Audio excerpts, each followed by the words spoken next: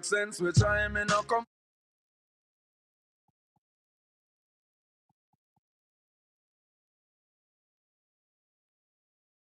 Blessed is the man that walketh not in the counsel of the ungodly, nor standeth in the ways of sinners, nor sitteth in the seat of the scornful. But his delight is in the law of the Lord, and in his law do we meditate day and night.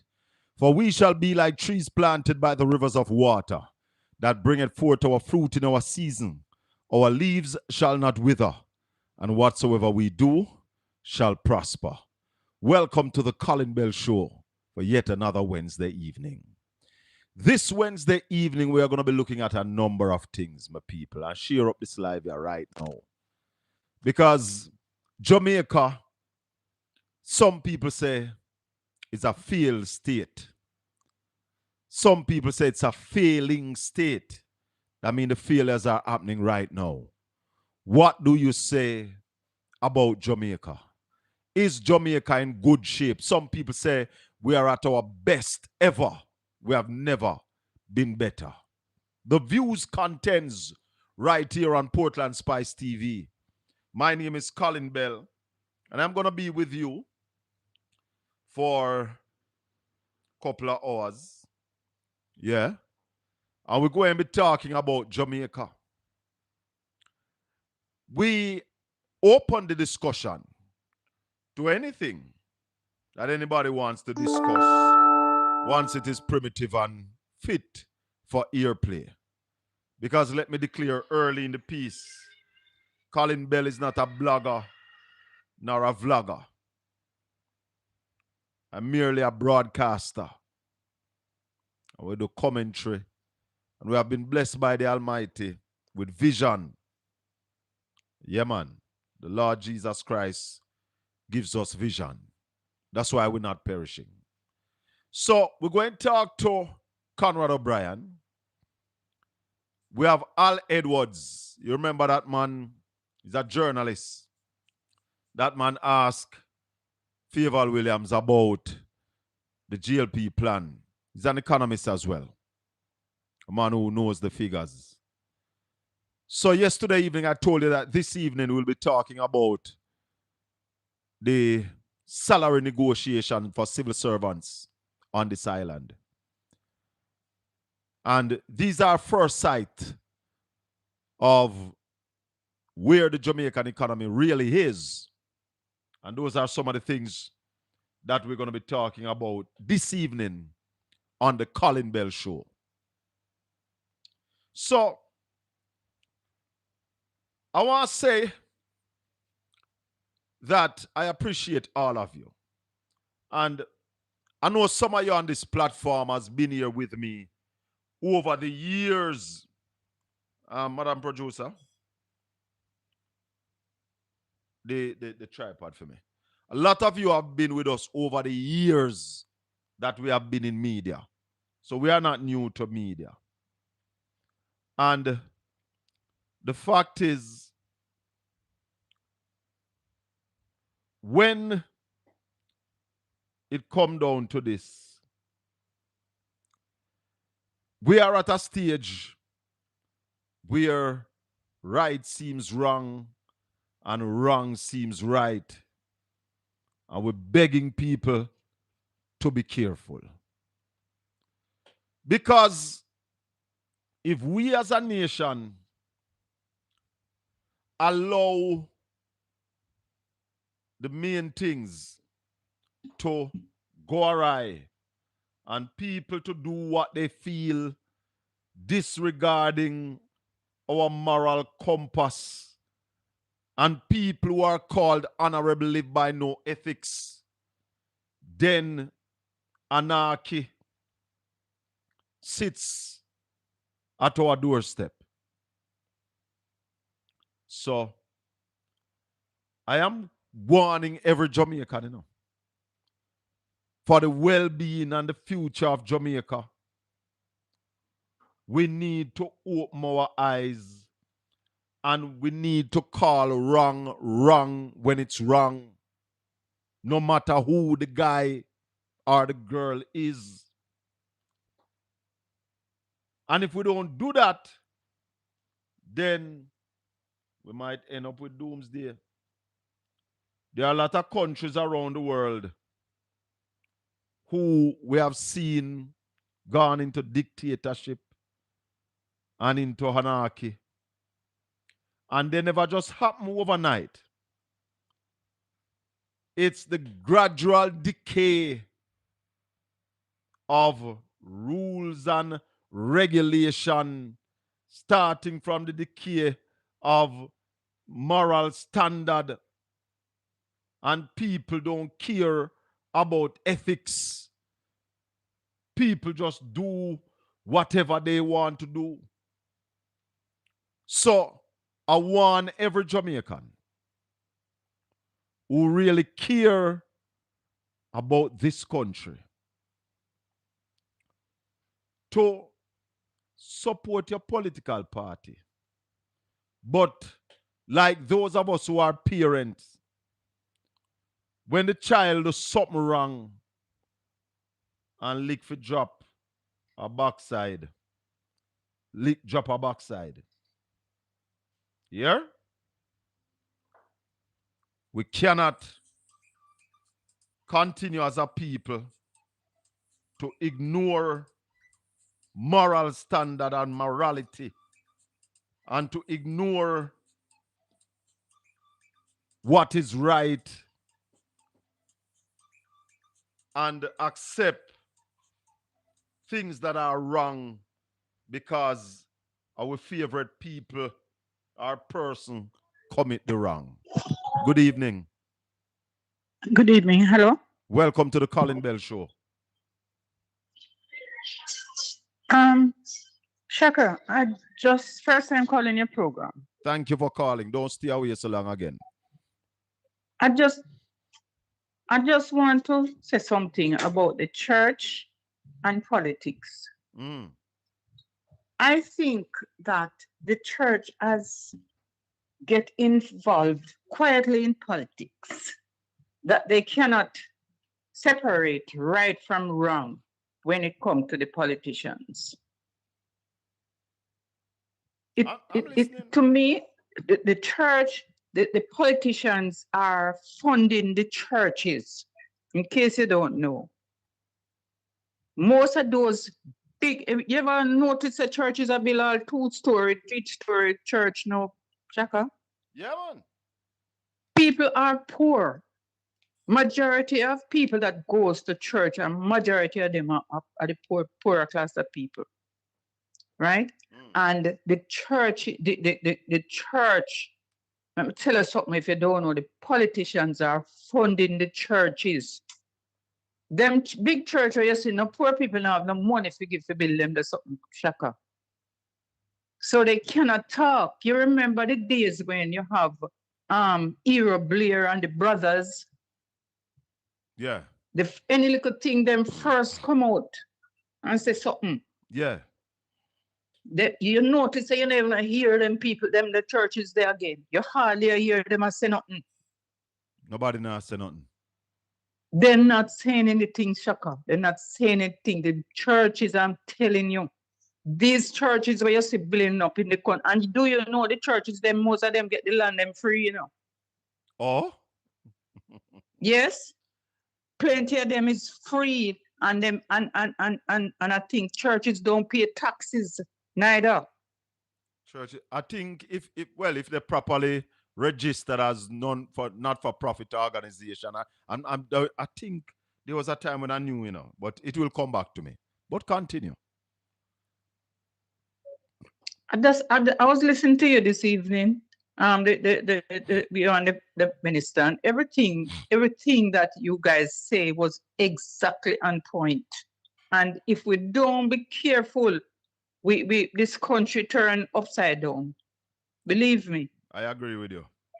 All right. Thanks for the call, and don't stay away so long. Yeah, man. As I say, first time calling, and I'm calling all the way from St. Catherine. One day I'll tell you who I am. I'm not ready yet. All right, St. Catherine. Bless upon thanks. All right. Yes. No, my people are trying to get Conrad O'Brien on the line. Obi, if you're on the line, just stay right there. But my people, let me tell you something. If if a country allows its moral fiber to decay, then, as I say, anarchy going to take over. Because you see, when you allow a child to steal a little sugar and steal a candy, and you behave like nothing wrong with it, then that child gets you in trouble. The other thing I want to touch on before I bring on OB, and I hope him listening to this. There was an interview this evening with Simon Kraskill and Delroy Chuck. And I want you to listen to it, OB, because when we talk about a confused government, the Jamaica Labour Party, led by Andrew Holness, when it comes to constitutional reform, it is a confused party. And now I understand why no meeting, you should even have no meeting with them yet, opposition leader, because the Jamaica Labour Party needs to come to a consensus before they have discussion with anybody else. They don't even know what they want, where they want to go. People, listen to Delroy Chuck. Listen to this. Including the former Prime Minister, Bruce Golding, who said the court, having objected to the court initially, that having seen the cases that the court has handled and the way it has handled the court, he's now in favor of the CCJ. I have no doubt that the Caribbean... We're just breaking up a bit there, Minister. No, I know that Court of Justice, that they produce some outstanding judgment. They have very good people in there. In fact, so I am not the Court of Justice. Or not, it should. Would you be in favor of the Caribbean Court of Justice as the final? I have nothing against the Caribbean Court of Justice. No, but would you be in favor of it? The question is whether it should be the Apex Court of Jamaica is a matter given full. And you will be a significant part of the discussions going forward. Do you? No, of course, it will be fully discussed. I agree, but what is your position on that matter? No, there are several possibilities. No, your position. Minister. No. You're not going to give me your position. My position is that there could be several possibilities. But okay? that kind of position is why we can't get to a conclusion, surely. No, because you could stick with the Privy Council, and that's one possibility. Remove. You could argue that there's no need for Apex. But what position will you advance in those meetings? No, I'm not prepared to say any one position. I at the moment have about 6 positions under consideration. Okay, one of them you stick with the Privy Council. A second one you move to the CCJ. Third one, Minister, you are one experienced minister. Position will you advance in those meetings? No, I'm not prepared to say any one position. I at the moment have about 6 positions under consideration. Well, I don't know. Conrad O'Brien, good evening. Yeah, good evening. How are you doing? I am good. Tell me you heard Delroy Chuck. Yes, I heard him. The man said I have 6 positions. It's kind of, you know, Colin, if this wasn't so serious, then we would laugh all the way until tomorrow. No, but we have to laugh. You can't hear this and not laugh. After 9 years, spend a whole heap of taxpayers' money going around the island and even tabling something in the parliament. You don't have a position on Jamaica's final court. You have 6. Well, what I'll say, I know that they spend a lot of taxpayers' money establishing a ministry and all of that and so on, and but certainly I don't know how much going around the country they did, because that's one of the poorest scenario as it relates to the constitutional reform that is of engaging the Jamaican people. I don't know, Colin, if you can speak to how many town hall meetings, church hall meetings, etc., that took place in East Portland and by extension the entire parish of Portland.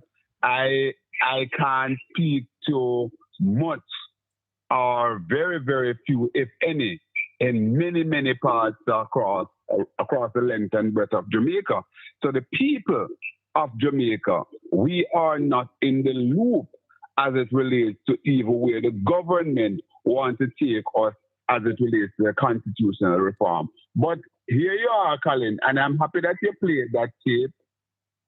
I'm happy that you played that tape just now because I think it basically explains fully why we're at a stalemate and why this constitutional reform certainly not going anywhere. I still don't think it is going anywhere, Colin. I think but Conrad, for, Conrad, when yes. you listen to Delroy Chuck right here, so, and we have heard Marlene Malawu Ford said it before that the party don't come to a consensus. We heard the Prime Minister in the debate giblishly just say Jamaica must have its final court. The government needs to go find a position. He didn't even say that Jamaica needs to have its own final court. He said that that's where he was. That's his thinking. That's his thinking. You know, if I'm remembering clearly. That's so one of his things. He didn't even prefer a definite position, Colin. But Obi, I said it. I said it. Hold on, Obi. You're here. Hold on. Because you must never hear any man saying you have 6 positions, brother. You never hear that? That's the point I'm making. No, I was referring to the Prime Minister. The Prime Minister said that that was where his thinking was going. I heard that's where I started. I started to say that, it is ludicrous to hear that coming from the Minister of Justice and Constitutional Reform, because that's what he is now. That ministry has now been morphed into the Ministry of Justice. Yes. Where it should properly be from the get-go, because you didn't need a ministry to be established for all of this. This could easily be tucked into important, very, very important, but it could find a place within the ministry from day one, as it now purported to be, to find a place there. But Colin, I want to say this.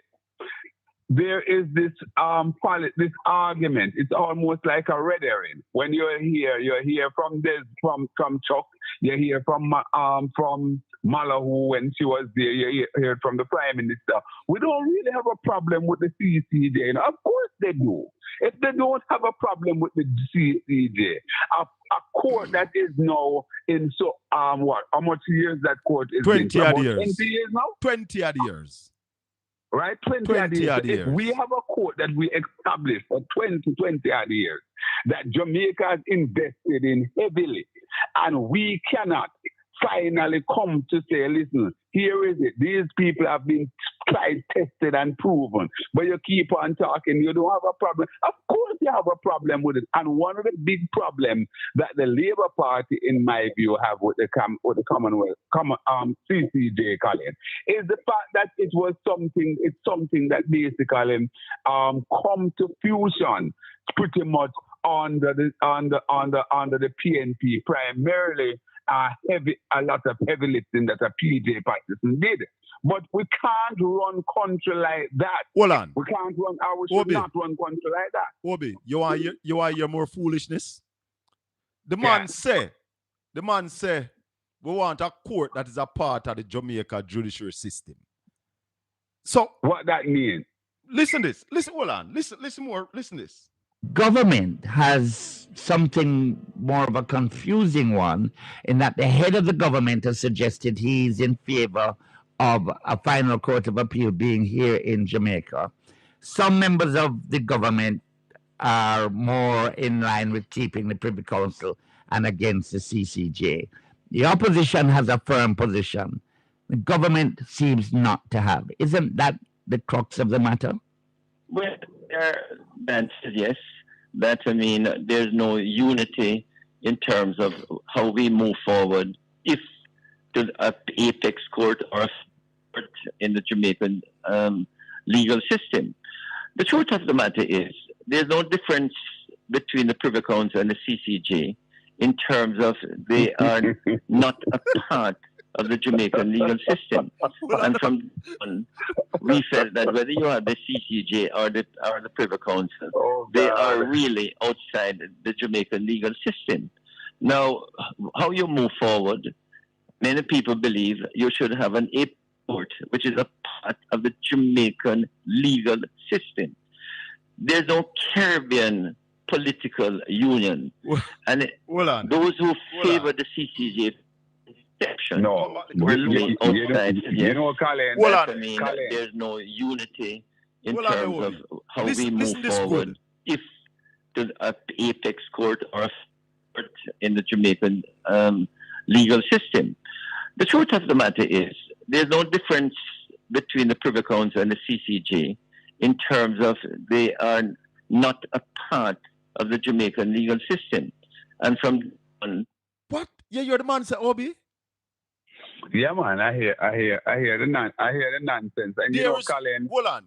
There are two things there. There's no difference between the CCJ and the Privy Council. Explain that to me. Well, put it this way. What he's saying, what he's probably saying is that, listen, the quality of justice and whatever you're getting out of the CCJ and out of the Caribbean Court of Justice is similar. And of course, you mean out of the Privy Council? Out of the Privy Council? You said the CCJ and the Caribbean Court of Justice. It's the CCJ and the Privy Council. And the Privy Council. Right. So therefore, and that is what you expect, because you expect the CCJ to be delivering that quality of justice, which nobody can say that they have not been delivering. Right? So I really don't know what Delroy Chuck is talking about. You know, Colin, but hold on. These people keep on. Hold on. There are differences between the CCJ and the Privy Council. If you have to take a case to the Privy Council, you're going to have to get a visa. If you need a case in the CCJ, there's a possibility the CCJ might sit in Jamaica. Or you buy a ticket and go to Barbados or Trinidad or any Caribbean island, you don't need a visa. Absolutely, from that standpoint, but I'm referring to the quality of the justice being delivered. So if the quality is the same, then why you want to put me under pressure to get a visa and pay how much £1,000 for go to England? Access is the difference. The CCJ has easier access. And if we interpret the way how you interpret by saying the judicial prudence are the same, then that even make it better? Absolutely, Colin. So what happened, the CCJ is definitely a much more accessible court, because we know that it's an itinerary court. That means it will move from jurisdiction to jurisdiction, which it has been doing. So therefore, there is no problem with that. But you see, Colin, here's the thing. The Jamaica Labour Party keep on moving the goalposts as it relates to this thing. At one point, the main argument that they had was basically that the persons who staffed the CCJ, they were buddies, they were classmates, schoolmates, and all of those sort of things, because most of them would have studied at the University of West Indies together, that kind of thing. No, Colin, if you're saying that is a problem, then can you imagine when you talk about a Jamaica final? Oh God. But here the next part of the rubbish, Obi. The man say neither the CCJ or the Privy Council would be a part of the Jamaica legal system. To be honest with you, Colin, I really don't know what Delroy Chuck means by that. I don't know what that means. But if I don't know what that means, because judgment and judicial prudence, as I understand it, is something that is basically delivered on the basis of evidence and all of those sort of things. And you put the cases together, and it is basically adjudicated in the court. But hold on, Obi. Hold on. Any court that is your final court is a major pillar of your legal system, or you mean it's not a part of the legal system? It is the final tenant in your legal system. What is wrong with this man? But what? No, but here what happened. when you say that is where the rubber hits the road, Colin, and the argument really, and I'm sorry that Simon did not stress Chuck to find out exactly what was he saying, what he means by that, because we need to know, what do you mean about a court being a part of the Jamaica legal system or not being a part of the Jamaica legal system? I don't know, and I'm not going to prefer a guess as to what Delroy Chuck mean by that. I would be happy, and I'd be happy. I was talking about him just today, and asking my producer to get him, saying that I haven't spoke with Delroy Chuck for quite a while now. The last time I spoke with him was when he was at a swearing-in ceremony with some justice of the peace. That's the last time I interviewed him, when he was live on the spot there doing that. So yeah. I would be happy to talk to him, because I saw the Gleaner carried an extensive article today where they talk about him basically doing some of the companion thing that Mark Golding did when he was justice minister, in terms of expunging of records and so on for minor cases that people did not get any custodial sentences for, and so on and so forth. And one of the things also, possession of drugs. Yes, possession of drugs as well is a part of that. So I was hailing him. I was hailing him for that. But Colin, I think Delroy is letting down a number of us who really admire Delroy Chuck from the days when he was a lecturer, a senior lecturer in law at the University of the West Indies. We had so much regard for him. One of the time I was touting him to be Prime Minister. Mm-hmm. But Obi, a lot of people have joined us since we started the discussion. We're talking about Delroy Chuck, Minister of Justice and Constitutional Affairs. Had an interview today. And in the interview, he was asked about his views on the CCJ, the Privy Council, Jamaica's final appellate court. Him say him have about 6 positions.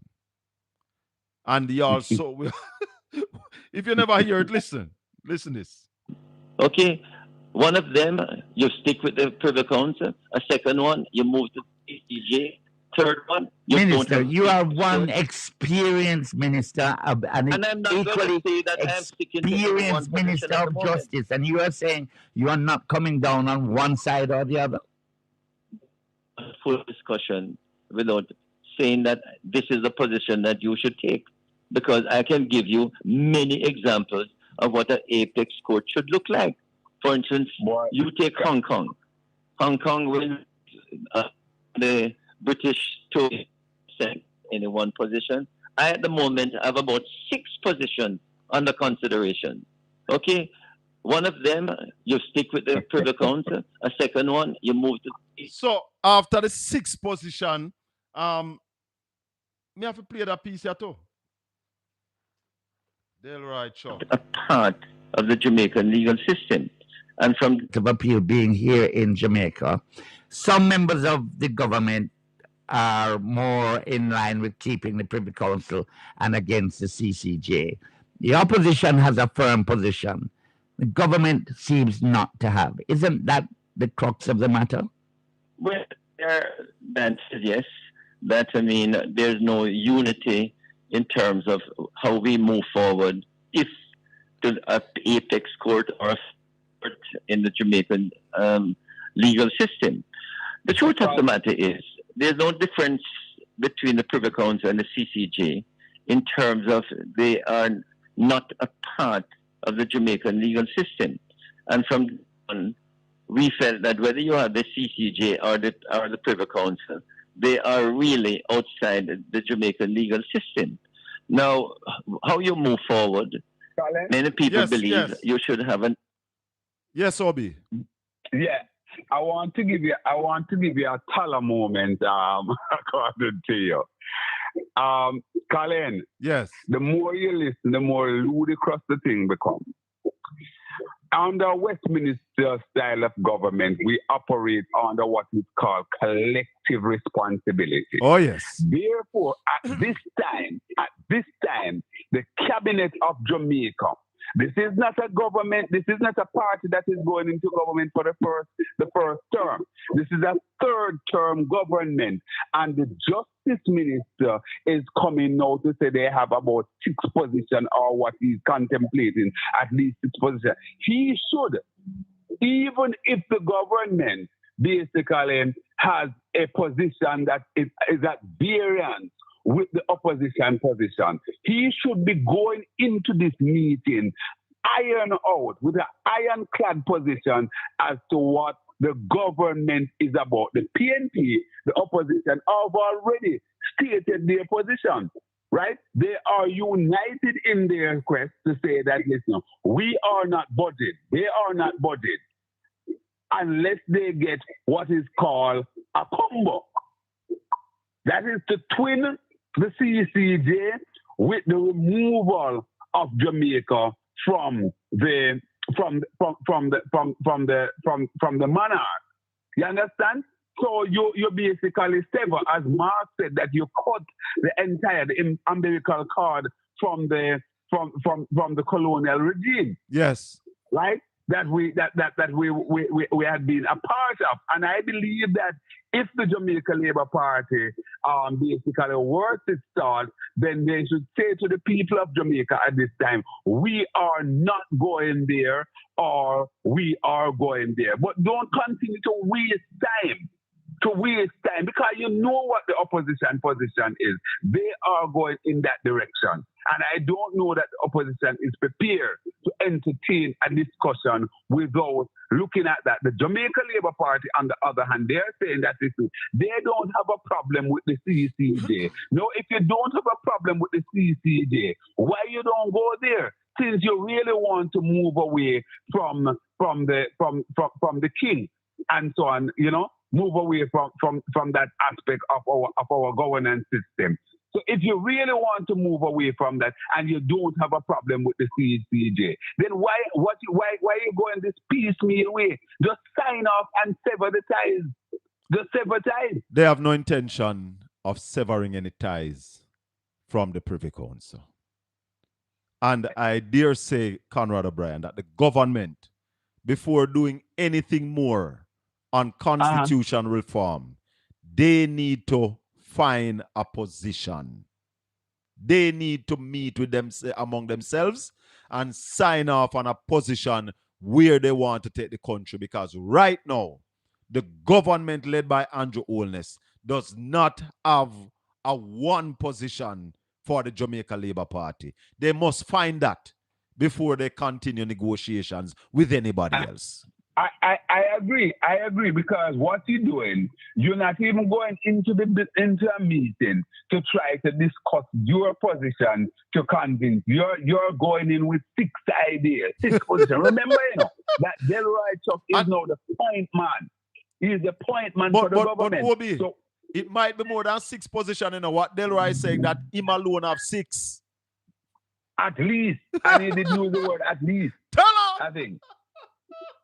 Yeah, but it is kind of sad. We are seeing some kind of 6th form or 5th form kind of governance operation that is taking place, because even Simon seems as if he was quite flabbergasted. Of course, in hearing what Delroy had to say about the 6th position. The man can't say with him there as the minister in charge.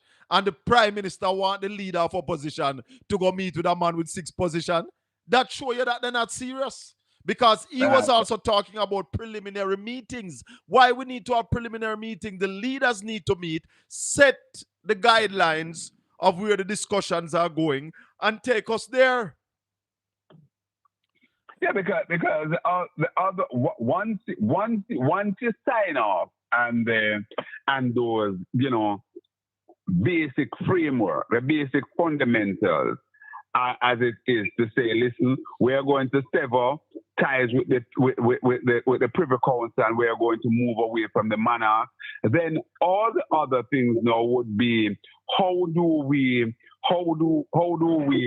settle down with our governance arrangements, such as the who will be the the president, the president arrangement and those sort of things. That's where you would want to go now. And those are broad framework now that, for example, Belika Jess as the spokesperson and Justice and Delroy, as her opposite number, they would basically be able to deal with those things because the PNP would have already ironed out a position and she would be arguing those positions for the opposition. So that's the kind of framework that you need. But to go into a meeting without anything, right? It's really just a waste of time and spending more and more taxpayers' money and hours that you could be using to do more sensible things. I'm sure that Mark Golding has a lot of things to do. I'm sure that the spokesperson and Justice have a lot of things to do with her constituency down there in Northeast Central Elizabeth. So I really don't know.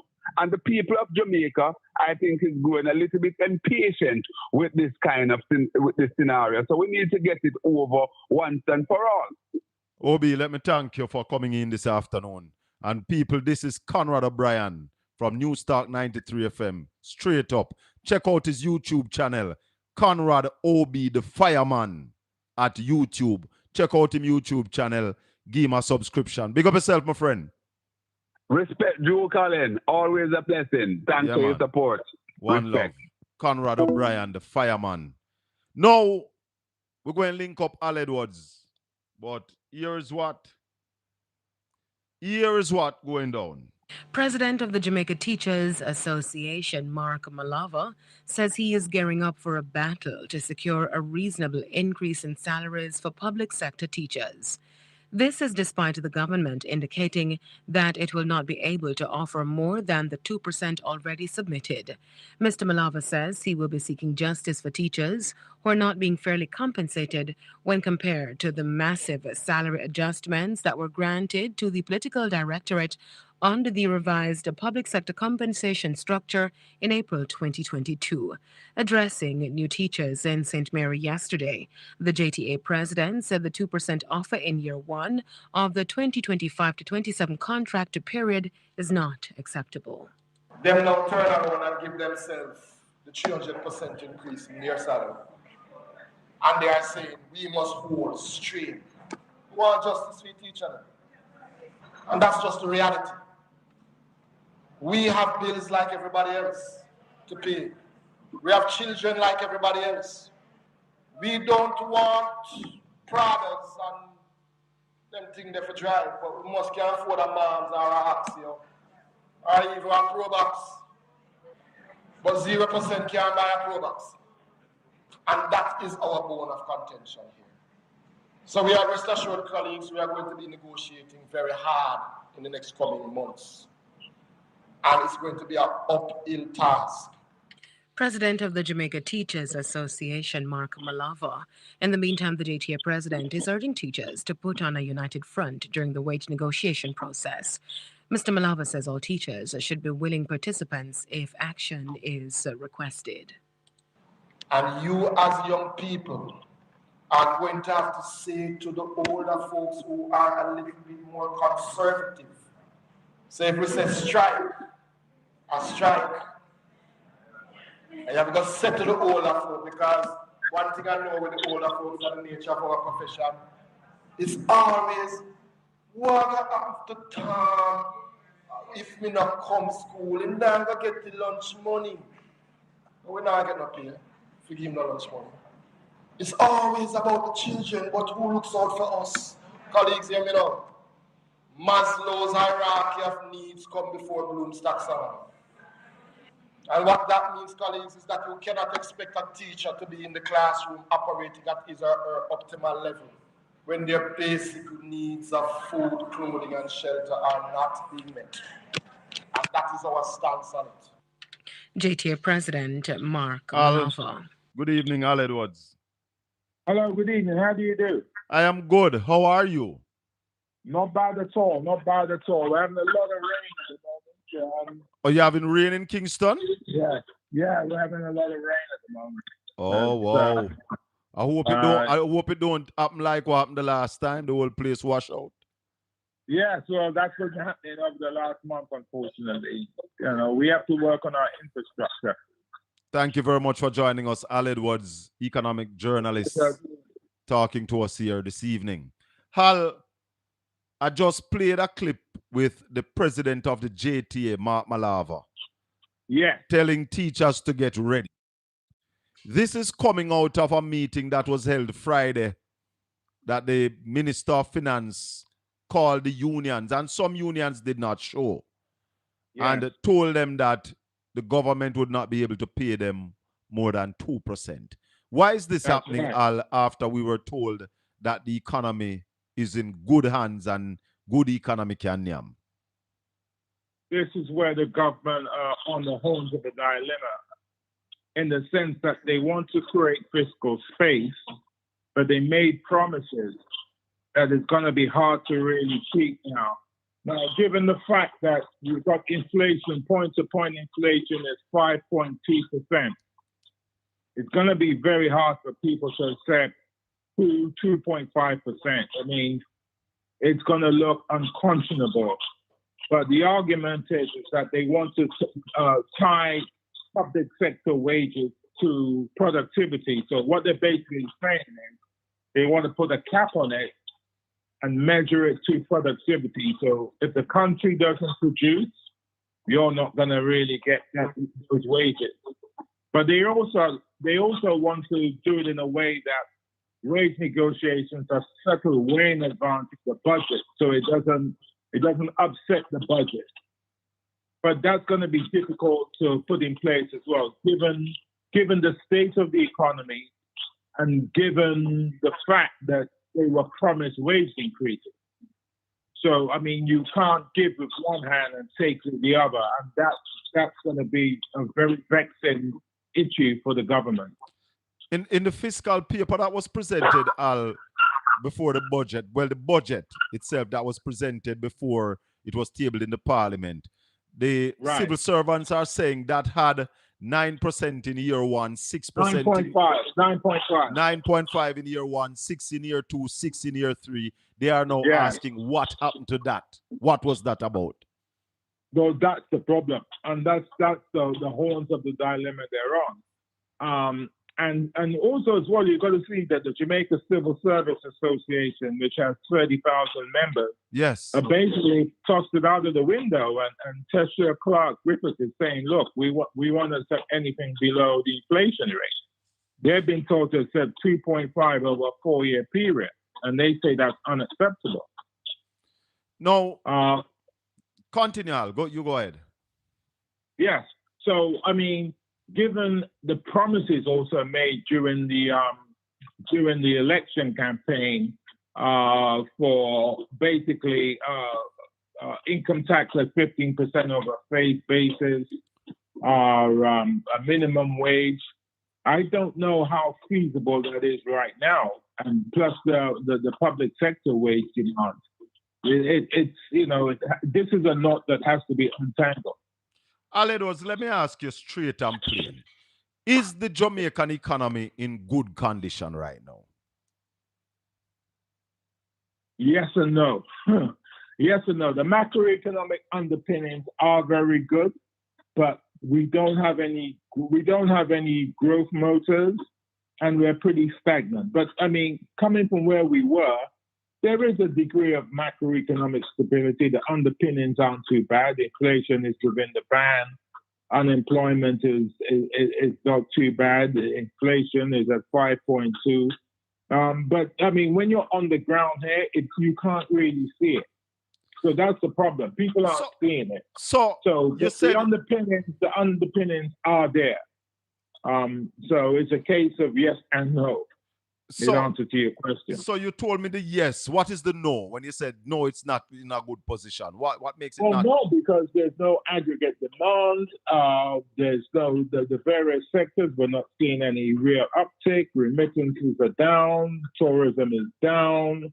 When you talk to a lot of retailers, they're not seeing the sales. And there's just a feeling of malaise in the country generally. So that's why. So although it's not evident. It's not evident. It's not evident. The yes is not evident. No, it's not evident. And the no is biting. Yeah. So And then what you have is that as we end November, we get into November, then we get into Christmas. There are going to be expectations, yes. and also as well, that's going to have an impact on our foreign exchange. And already we see the BOJ has intervened so far, almost 25, 26, 27 times already. Yes. To prop up the dollar. So there's going to be a lot of pressure come Christmas time. But the yes that you spoke of, Al, when we look at it, yes, the net international reserve is at record high. Yes. But Standard and Poor in the same time when they upgraded us to BB from BB minus told us that you must now grow. You are the only country with this kind of rating that is growing at 0.8%. Yes, and you're absolutely right. I mean, the Prime Minister spoke last night at the Amber 10th anniversary gala, and he made the point, and you're absolutely right. Growth is an imperative for us now. We can no longer grow at 0.8%, 1%. I'm not too sure. Did you see the IMF growth projections for the world yesterday? I think they said declining. 3.3%. So, I mean, we can't lag. And for the plans for what the government wants to do, they have to get into growth mode. There's no question about it. It has to grow. It cannot be business as usual. But Al, you mentioned that they want to now tie salary to productivity. How do you tell civil servant to trust a government to produce, to increase your salary when for the last decade the government has not been able to grow by not even 1%? That's the problem. That's one of the horns of the dilemma, because what they're basically saying is your fate is tied to our fate. Right. So you basically have to grow. If we grow, then you get paid. But the country hasn't really grown beyond that. So basically, what they're saying is they want to put a cap on. They want to put a cap on it.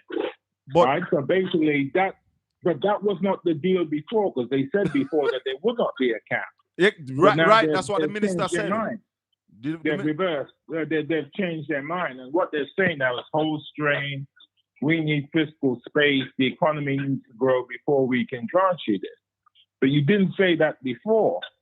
So before, you have to also remember that the unions were calling them in from November of last year saying, let's get round the table. Yes. And they didn't.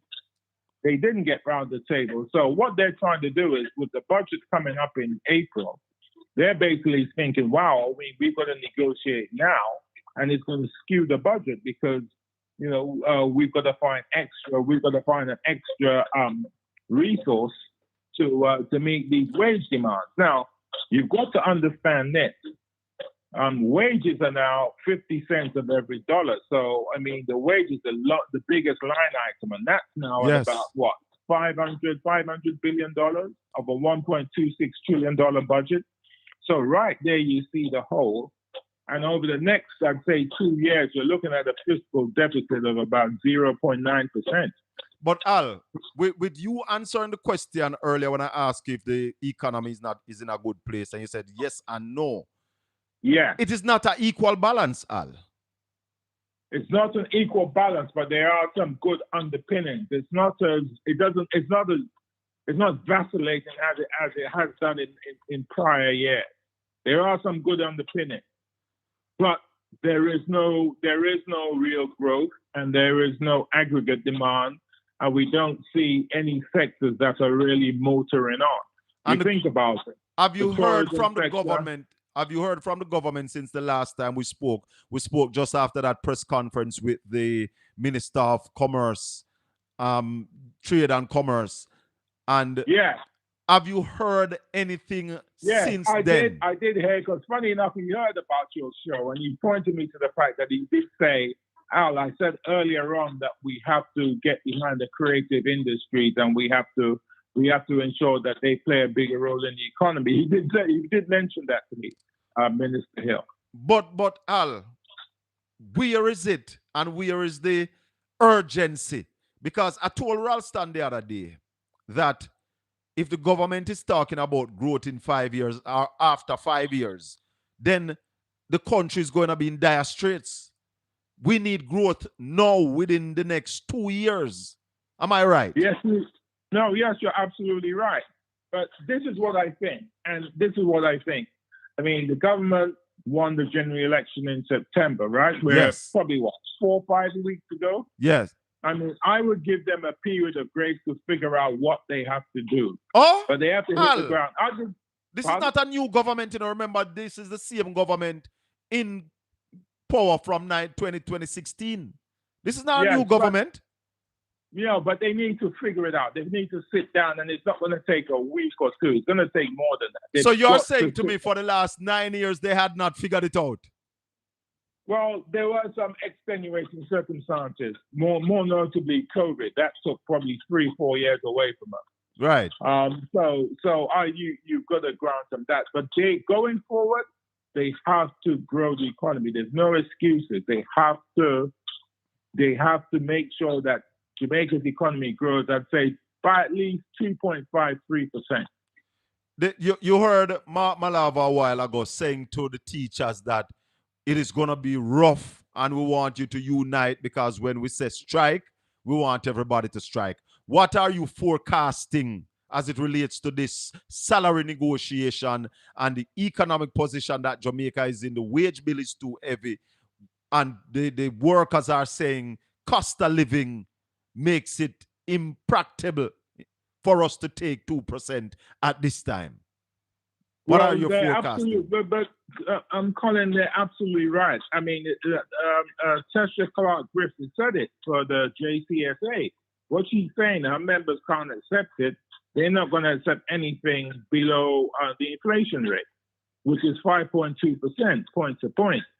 So, I mean, if you're offering them half of that, that's hard. That's a bitter pill to swallow. That's a wage cut. Yeah, that's a bitter pill for them to swallow. And then given the fact, and I mean, I don't really want to be cast in stones, but if the politicians are getting a 300% wage increase, and you come to the civil servants and to the unions and say, hey, we're going to cap it to productivity and you're not going to get anything above 2%. Hey, look, that seems a little bit harsh. You know, they had the meeting last Friday. I understand that Dr. Adrian Stokes was part of that, and the Independent Fiscal Commission. And the Independent Fiscal Commission want to introduce this ceiling on wages and salaries. And they're saying that they're doing so in accordance with the government's fiscal performance. Mm-hmm. So is it a case that the union will now, are they inextricably linked to the government's fiscal performance? Now, if that's the case, well, they're going to have to suck it up. But that's what the government is saying. Here's where the problem is, Al.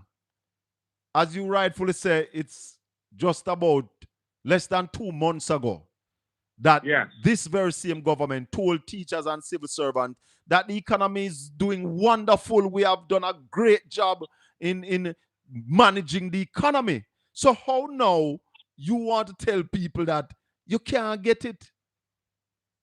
The question I really want to ask you, Al, is Jamaican broke? That's very grim for people, because if you do say, look around, there's been the economy is growing, Jamaica's growing, you can see it, and the rest of it, and then you tell, and then they do look around and say, okay, you said it's growing, then that means our wages can grow. That's not unreasonable on the part of workers. But then when you say to them you're going to cap it to productivity and it's going to be, you're not going to get a rise above 2%, it's very difficult. I mean, I would like to read you something from Lambert Brown, who's the president of the University of Allied Workers Union, the UAWU.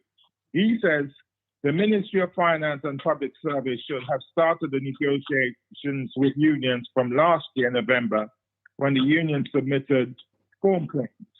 In March of this year, the minister said that there will be no cap on wages. That's in March, right, of this year. Mm-hmm. Now, after the election has run, we are being told that there must be restraint. When the workers are making a sacrifice in the country's interest and holding strain, they tell us debt to GDP ratio was reduced, that the workers would be treated fairly. The only set of people who have been treated well have been the politicians who gave themselves 300% salary increase. Now the workers, the firemen, the correctional officers, the police, the teachers, the civil servants, all these workers in the public sector, now that these workers want an increase, they have been told to hold strain. That's from Lambert Brown. So that succinctly tells you the position. Al, straightforward question. Is the country broke? The country really have any money, Al? Or we broke?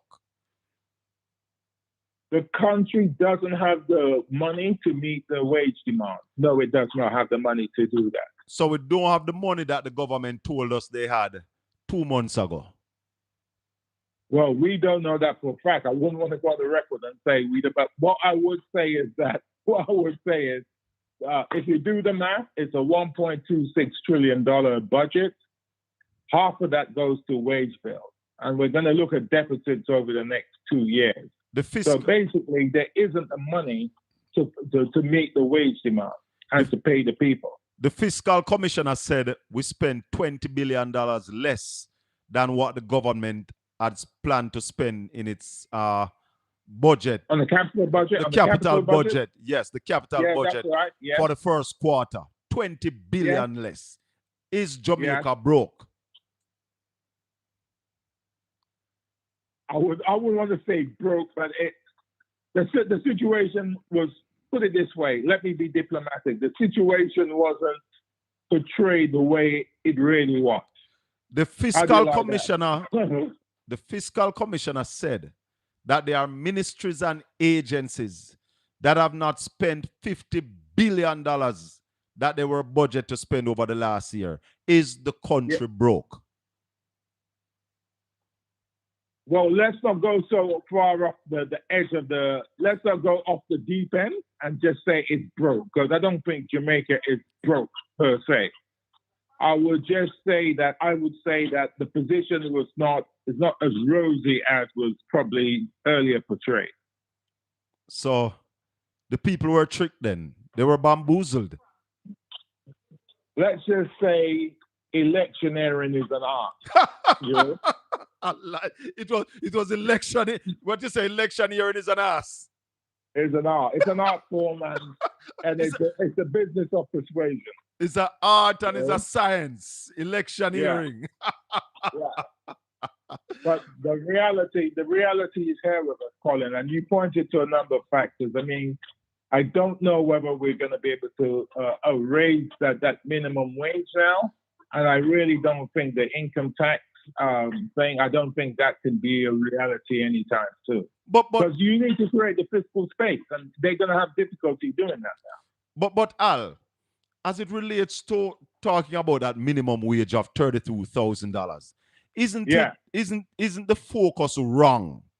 Because when I look at the whole thing and I look at the maths, and I'm a very simple man am I, and I said to myself, if you want to increase minimum wage to $32,000, it means you have no intention of strengthening the economy, of strengthening the Jamaican dollar, because what we need to do is to strengthen the dollar so that the 16,000 have more spending power. Because if you go to 32,000, it means that you lose spending power. Isn't the government looking at the thing back way? Absolutely, Colin. Absolutely. But to go even further to your point, that means that you would have to grow productivity. And that's what we need. To make more. If you're say you're bringing home 150 grand and you're paying your helper 32 grand, you've got to make more money. You have to. You have to make more money. And that goes across all businesses, everyone. So but the private sector. But here's the government saying Uncle can give you 2%.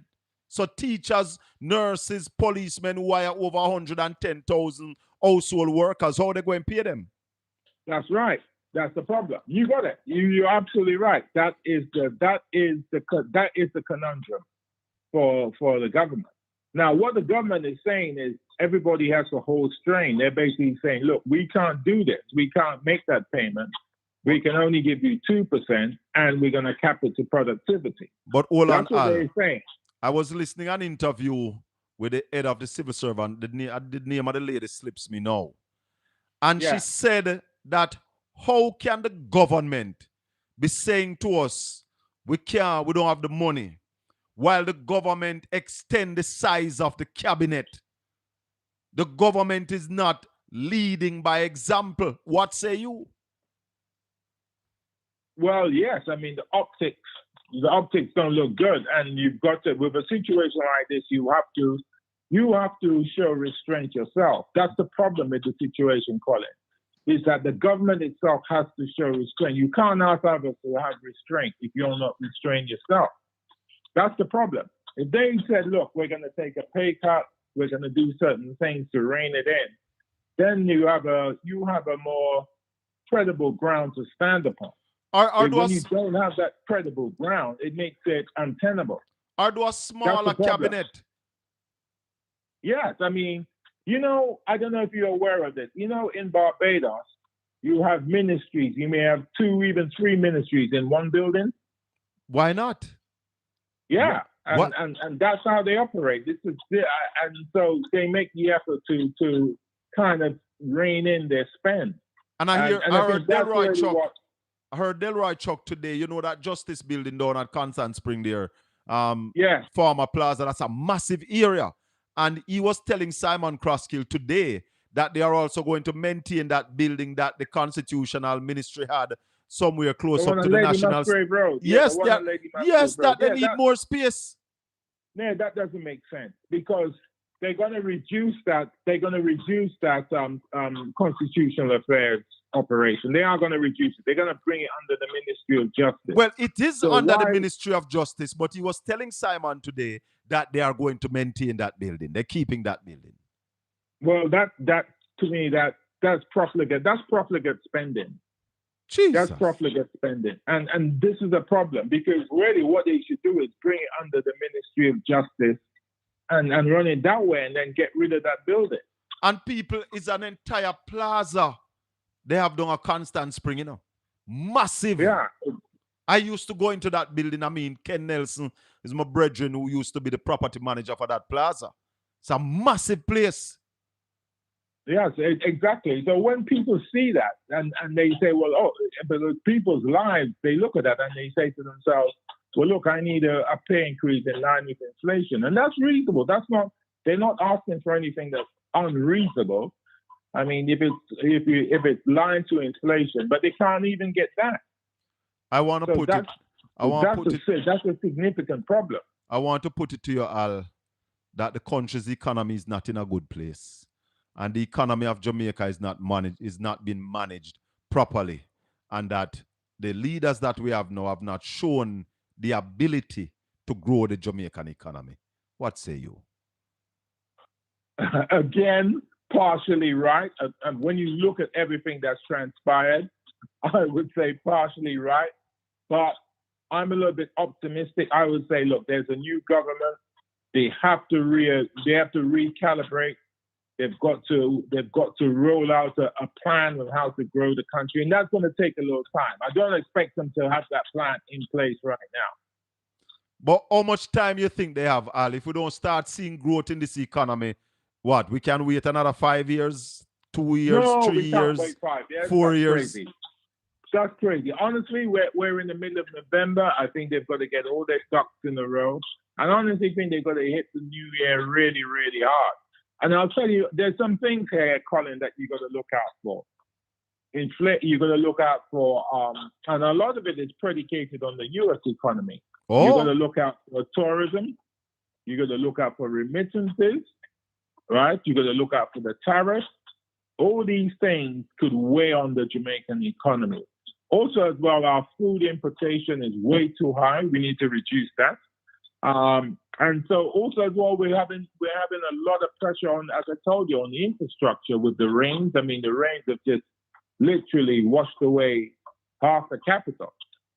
We've got to make an effort now and prioritize what are we doing? How are we going to grow the economy? We have to really make the leap. And then, as I said, we've got to be looking at growth of at least 2.5 to 3%. What growth, as you mentioned a while ago, the US economy, Al, and that what is happening with the US economy now does not spell well for tourism and remittance. No, it does not. And you're absolutely right, Colin. It does not. So what we've got to do, we've got to look at a way of generating growth in our economy, and just probably even first, I would say, cut down your foreign exchange expenditure. So if you can cut down that, grow your own food, generate income from your own economy, that's what you got to look for, and then start to export as well. But you got to start from somewhere. So you got to say, right, what we're first going to do is cut down the need for huge foreign exchange expenditure. So cut that down first, right? And then you can grow from there. But that they have to make a concerted effort to do that. And you're saying you're just giving them the next 2 months to settle down and get going. Give them a time. Yeah, the ministries are new. They have to click, function. There needs to be a roadmap plan of growth that needs to be set in place. You've got to negotiate with the unions and figure something out, because I don't think they're going to accept this. So, I mean, it looks, what it does, the optics of it, Colin, it doesn't look good. So you've got to figure out the midway ground, how you're going to deal with that. You've got to settle that, because before you know it, you get into a new financial year, and you're just, this can skew it as well. And then also as well, if the unions do decide to go on strike, that's gonna unsettle growth right there. It's gonna unsettle growth if they decide, right, we're gonna go on strike. And that's what you don't want. And people said this years ago when they gave the big pay increases. Some people are gonna be unhappy about it, and it could lead to disruption. Al, it doesn't look good in my eyes. And even with what you are telling me, you are not giving me any hope neither. To a certain degree, people can make an effort to make a change, but it takes time to make a change. I do agree with all the efforts, Al, but there's just one point of your argument that I am not in agreement with. This is not a new government. They campaign to win. They won. We expect them to be moving right now. And I don't know if you heard it. I have not heard that plan and the finance to that plan, because even if the minister mentioned that they are going to bring the creative industry in that mix, I saw the green paper that was laid in the parliament by the Minister of Sports and Entertainment. And the green paper, Al, has a budget of $14 billion over 10 years to invest in the culture and the creative industry. And also also missing from the document the income that you expect from the culture and the creative industry. So that tells me that they are not serious. You show a budget of $14 billion that you are going to spend over 10 years, and you don't show what you're going to earn from the industry with that investment. And I will tell you today, Al, and I'll ask you to convey to the minister, we need to spend $30 billion in 3 years, 20 of it in the first year, if you really want to see growth from the culture and the creative industry. And the income that you're looking at at the end of about 5 years is $7.25 billion annually, US dollars, that you can earn from the culture and the creative industry. So in my mind, and from where I sit as a creative and somebody who understands how to monetize this industry, this government doesn't have a clue of how to monetize the industry so as to grow the economy. However, I will let them know that it can turn the economy around if you do the right things. But there's a more systemic issue with that, Colin, in the fact that most of the members who form the government, and I don't think it's peculiar to just this government, they don't really see the potential of the creative industry. They don't see it. True. A lot of them are made up of lawyers, professionals. They don't see anything creative. They just see it as, oh, it's entertainment, and we'll throw a few pennies at it. Yeah, they But don't they understand don't see it. its potential. That's the problem. Yeah. So Yeah. they don't see its potential. And it's difficult. I think, to be honest with you, I think Babsy does. But I think every year they just say to all, here's something. Here's a quick, only $1 billion for a year. Here where I or don't 2 think she years. does, Al. Here where I don't believe that. Because if you're putting forward a green paper for the industry to be funded and for the industry to grow and to affect the Jamaican economy in a big way, you must show what investors are going to get when you invest. You can't submit a budget of expenditure, but you don't submit no income. How people Yeah, going? that's true. Why would I spend my money if you can't show me the income? Because I don't think they've really properly quantified. So I Colin, don't think what Babsy that understand it, Al. And No, they haven't- I hear people keep saying that, and I've been saying to you all, I love Babsy Grange as a person, but as the minister for 9 years, this is an industry that is growing all over the world, creating Yeah. over 50 million jobs, valued at $3 trillion US. And Jamaica, with a brand that is craved around the world, you have not been able to grow it, and then people come tell me, say she understand it. Understand what? Yes, and to your point, Colin, I think if they even plugged it even into tourism, I think they're guaranteed at least about 300 million from that alone. Just plugging it into probably $500 million, just plugged into tourism. And Right? that is money that we should keep. Yes, exactly. We So, are only I mean, keeping what, 48%, 48 cents out of the tourism dollar? Right. And then my thing is, this is where the Ministry of Tourism can come in and say, right, we're going to help grow the creative industry by plugging it into our industry as a mothership. And we could get some churn, we can get some activity going. All right. And we can do so. I mean, if you go to Las Vegas, for instance, all those shows you see, it's people, they don't bring people from abroad in, it's people from America performing. So Of course. Of course.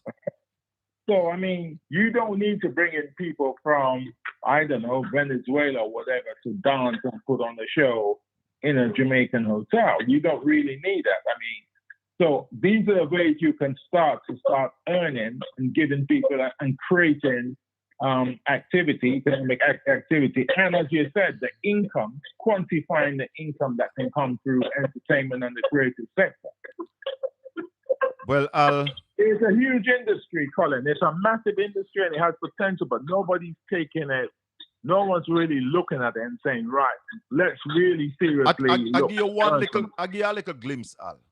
It is the creative industry that advertises the United States as a tourism destination. Yes. It is the creative industry that advertises the US as a tourist destination. A lot of people don't understand it. Al Edwards, if you have something finally to say to my listeners and viewers, please go ahead as we wrap up this evening. Well, I would basically say I am in agreement in essence with what you said there this evening, Colin, but I would temper it a little bit in the sense that you've got to give people time to see things. A lot of people sometimes they have their own ideas, their headspace, and sometimes you've got to convince them, and you've got to say, look, this is this is urgent, the urgency of the situation.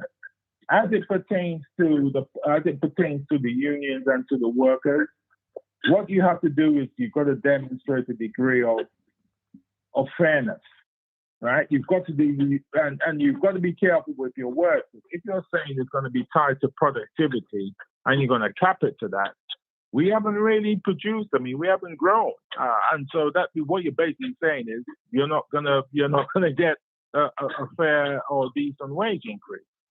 And then there's a fact, as the lady Tesha Clark Griffiths, or the president of the JCFA, said. I mean, how can they accept less than 2? How can they accept 2.5% over 4 years? Cannot. That is unacceptable.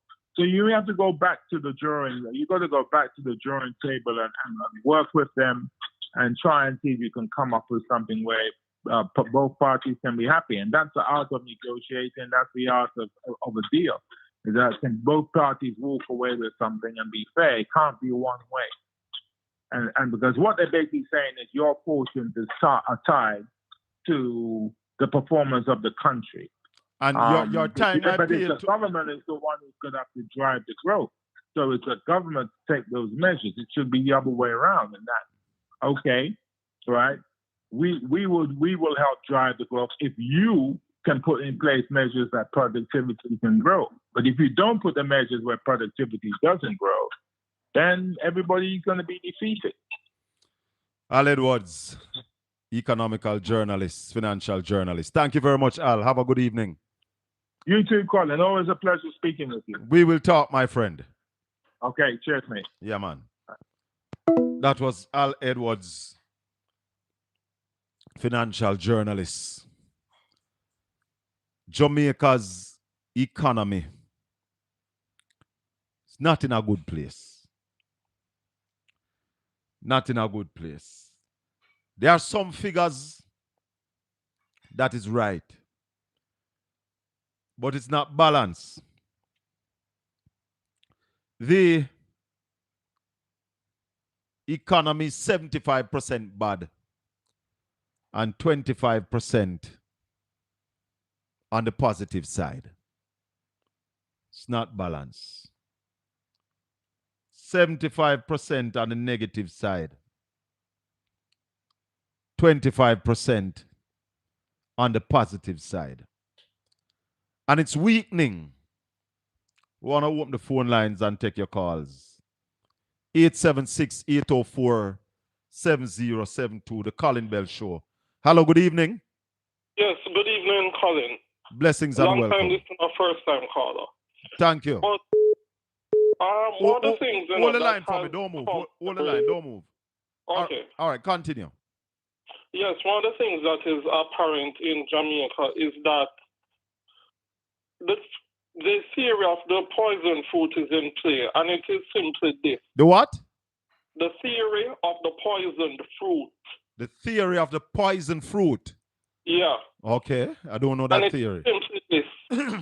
the Prime Minister has economically fattened his friends and his political allies, and because of that, there has been no real economic indicators that are being used to manage the country.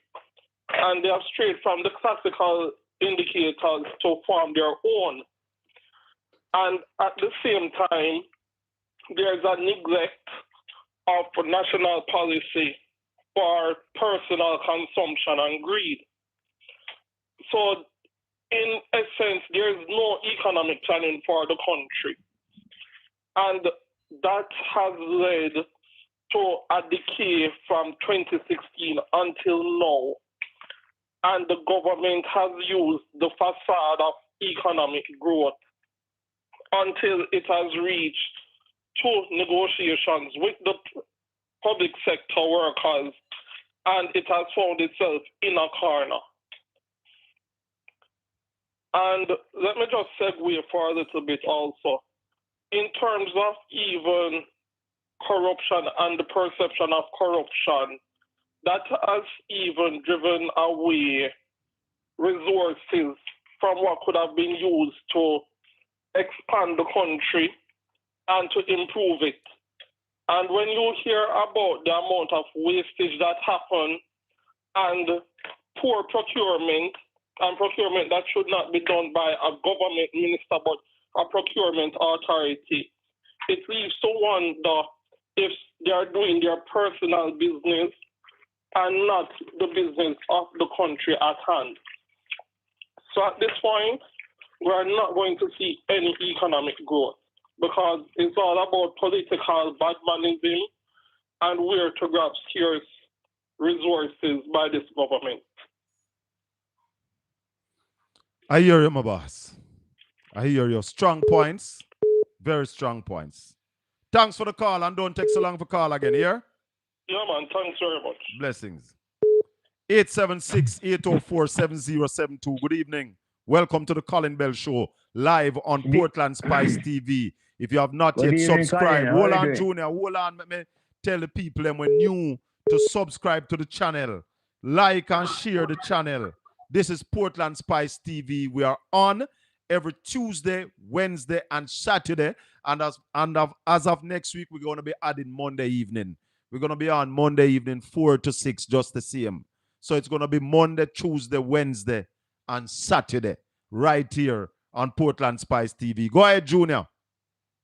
We're mopping up liquidity every day, right? Every single day. So where you pull out how much billion out of the economy on a daily basis, you offer treasury bills and whatever securities every day, right? You realize why the economy contracting? You know, I was trying to find a tape, you see. I saw Andrew Wallace in a speech, either 2024, 2023, or this year. I think when he was saying that unlike the PJ Patterson administration that used to float government papers, I remember it. that is not no real. I'm trying to find it, but I can't find it because what the government is doing now is all about government papers and bonds, treasury bills. But Colin, yeah, when you offer government paper for sale, don't you have to pay an interest? Yeah, man, they're paying about 6 to 7%. And let me just say to the listeners, one of the reasons why they are doing that is because they don't want people to buy US dollars. Because people invest in buying US dollars, you know.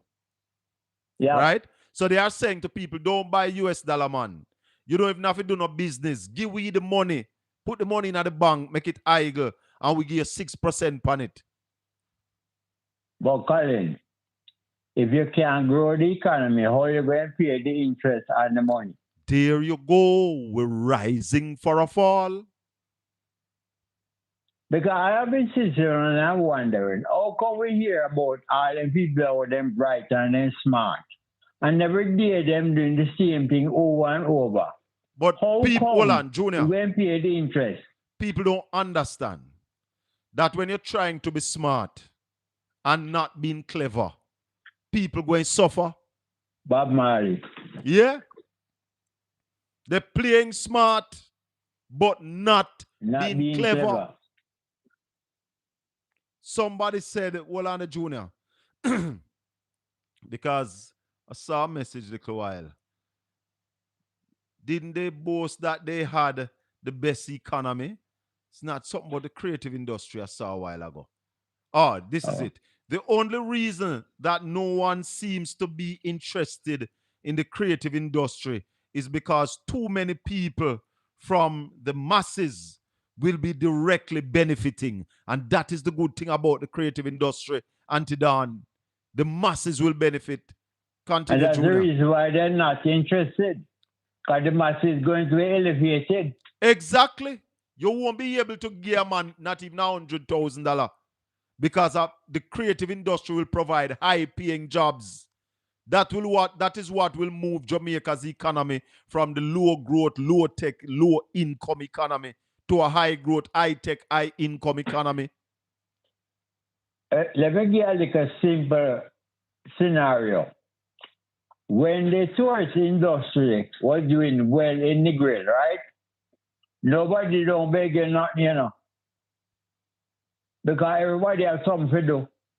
I used to sell in the grill. Yes. And when you're going to the grill, you don't find no beggar. Everybody have something to deal with. Yes. And that's exactly how the creative industry would work. But people don't understand. It's bigger than them, you know. Way bigger than them. But the other thing to Colin,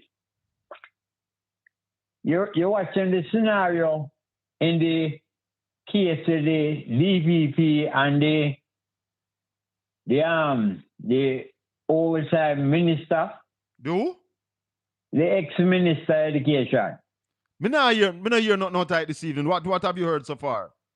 No, I am in a funny state because look here now. If you have a lawyer like you, Wildman, defending a man, yeah, you're going to put up somebody in the DPP who can match you, wild man, you know. Of course. A Jeremy you Taylor. are catch a pipe. Yeah. So when you put up a quarter point lawyer, you're going to have a problem. Is who representing the DPP? Is not the DPP herself in there? The new Is DPP. she herself? Then she must have some quality, Junior. Be confident. She must have some quality to have risen to DPP. Yeah, Bertha, friend. Yes. You would compare she with Bert? I don't know her. I don't know her skills or her talent. That if you don't know, that means she ain't that great. No, but guess what happened? It's very few lawyers in Jamaica you can put up against a Bert Samuels, you know. Right, but Bert Samuels is in the top echelon. Right? Why I start at that level? Talk to me. Every time you carry on, Bert, you carry on to talk on anything because Bert is an authority. Yes. But the point I'm trying to make is, if you are going to find a lawyer as competent as Bert, you have to try and find somebody in the organization who can sit against him. Yes, yes. And we know the quality of you, wild man. Right? And you're now telling me that you, Colin Bell, who have a program going on how long in Jamaica, is not cognizant of who is DPP? That makes her change that great. I know her name, but I can't speak to her work. What that mean? You know, you about Sobers, you know him? Yeah, man. You in Calabash? And where I say, if I know about Jeremy Taylor, I should have know about she. Thank you. Well, I am going to have hope because I am betting you that you have some very good lawyers out there who have not risen to prominence yet, who their names are not out there. Remember when me just come up as a MC, me I hear whole heap of man out there. I mean, no say me did better than them. Just that me never out there yet. And when me get out there, whole heap of them hide. So I am going to keep my fingers crossed that this lady is talented and she possesses the ability. But Junior, may I take our next call here? I know you are very optimistic. But let us hope that your optimism is also realistic. I hope so. Definitely. We talk. Blessings, Junior. Marshy. Wagwan, my brother. Welcome to the Colin Bell Show. We are live on Portland Spice TV, sir. Yes, sir. You know, in the Bible, you know, because he's a Bible man, you know. Of course. Yes, man. And St. Matthew 27, verse 46. Wow. Mm-hmm. When Jesus was on the cross, he used these words. It's in Arabic, but for the sake of English, I use my own interpretation. I don't know who him say, but him say, Eli, lama sabachthani. Where that? It's at that time in the Bible, it means, my God, why hast thou forsaken me? That is in Arabic. So who has been forsaken now, Marshy? Well, no, the forsaken so much. The people who were telling us how the economy was good. Tell her, rubber, shudder, rubber,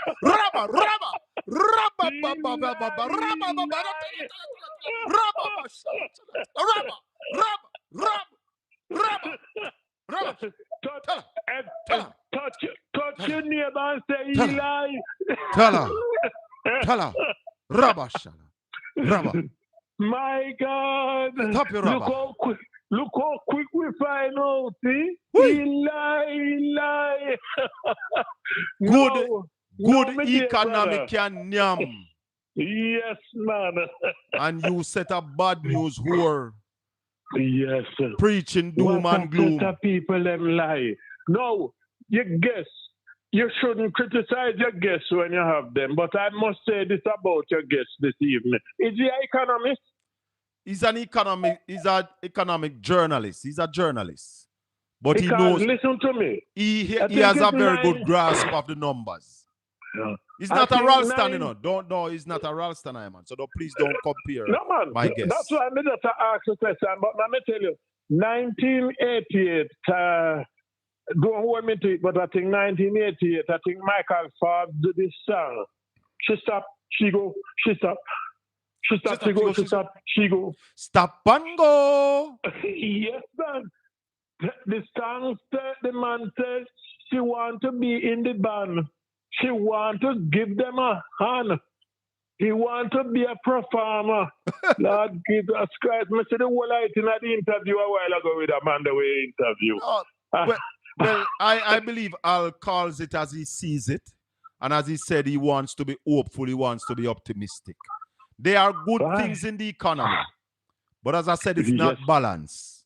Yes. 25% on the positive side and 75% on the negative side. And we're losing the positive side. Every day we interfere in the market. We are improving with it. We are losing out on the positive side. Every time we float more bonds. Have you mentioned that? When last they pump money to stabilize the dollar again? When last? I don't remember if it happened since week, but I know last week. Because I know it's a regular thing. Yeah, man, I did it last week. One of my main bone of content, because we know I lie them did I tell about the economy. So I know where I say, we know I lie them I tell all the way. No, there is a certain man. His name is Dennis Brooks. He's on CVM sometime a morning time. CVM need to get rid of that man after here. Why? Why so you want to take on the man job? The man is too barefaced with his lie. We cannot allow to turn on our TV and have this man inside our living room. I don't understand. I've never watched him, so I don't know what he has said. You see the clipping how them did one plant the magazine from the boy them who come from football match. I've been looking at it since last night. It was brought up on the program yesterday. I've been looking at it. And I still don't have a position. Dennis Brooks said the policeman giving colleagues the gun ticket while him go do the search. That was a barefaced lie. Tell us about magazine dropout. And you can't see clearly when the man put the magazine under the man them bag. If the next person in that video, let me tell you something, the food get and yum. that car drive away, then drive them down, and let me tell you, I murder them, did I go murder them, man, Jesus, Marsha, be careful. Be careful. You don't have no evidence for that. Be careful. Well, you're right. You're right. Be careful. But where them did I left a magazine in the shop? Saw the light. I saw the light. Oh, when I was lifted up and I saw the light. Give God thanks for technology. Me I tell you, man. We have to give thanks for technology. No. I wonder if things like that Dennis Brooks wonder why then get rid of Stephanie Lindsay. You see, controlling the narrative is one of the things that you do when you're going to a dictatorship, Yes. Control the narrative. Yes. Tell people what they are feeling, even though they are feeling something different. Yes. Well, you're a music man. You can play this song, Tell Me a Lie. Make me believe it's true. And let me believe it's true. Yeah. Yes. Bless up yourself. Yes, every time. Barry, someone said, tell me one of them sweet lies. Hello? Hello, we have a call? If you say a junior never hang up in phone, Tell me one of them sweet lies. My listeners and my viewers, we are in a serious dilemma. I look at that tape many times last night, and I am wondering. I haven't taken a position on it, but I looked at the tape, and it worries me. Hello, good evening. Welcome to the Colin Bell Show. Turn off the TV in the background. Turn off the instrument in the background, else you're going to be confused. You have to listen to me on the phone. Hello, good evening. Yes, good evening. Welcome to the Colin Bell Show. First time calling. Oh, thank you, lovely. Don't stay away so long, man. You must call all the while, yeah? Okay, I am a lady. Probably my voice sound like I'm not a lady. Yes, my lady. You sound like a lady. Okay, I'm always listening to your program Yes. and very interested. Thank you. But one thing I would like to say when I listen to you this evening Yes. and that gentleman talking about this raise, and I wonder if all the nurses and whatever they is teacher was not know that Andrew Holness is a liar. Well, because for 10 years, you know, them should know what Andrew can do and what Andrew cannot do. And they should never give back that man a chance, because I hear Desmond McKenzie get up on stage and say, every time the labor rights set the economics right, the PNP come and ready to mash it up. And I will never surrender Jamaica to the PNP. I heard him. So I wonder if you know if all these people that in the civil servant do not understand when the PNP was there, or it look from when the JLP was there. Right? So I know that a lot of things is going to go on, and I'm feeling it for myself. And I am not too sorry for some of them only. Only way I sorry, I am sorry for myself that might be I've been in the hospital or whatever and not get the service that I supposed to get. So I am just wondering if all those people are going to sit down and let Andrew shove down the 2% while he get 300% with a lot of people in his cabinet. About 32 or 31. What is it? Tell her. Is a living room and put together.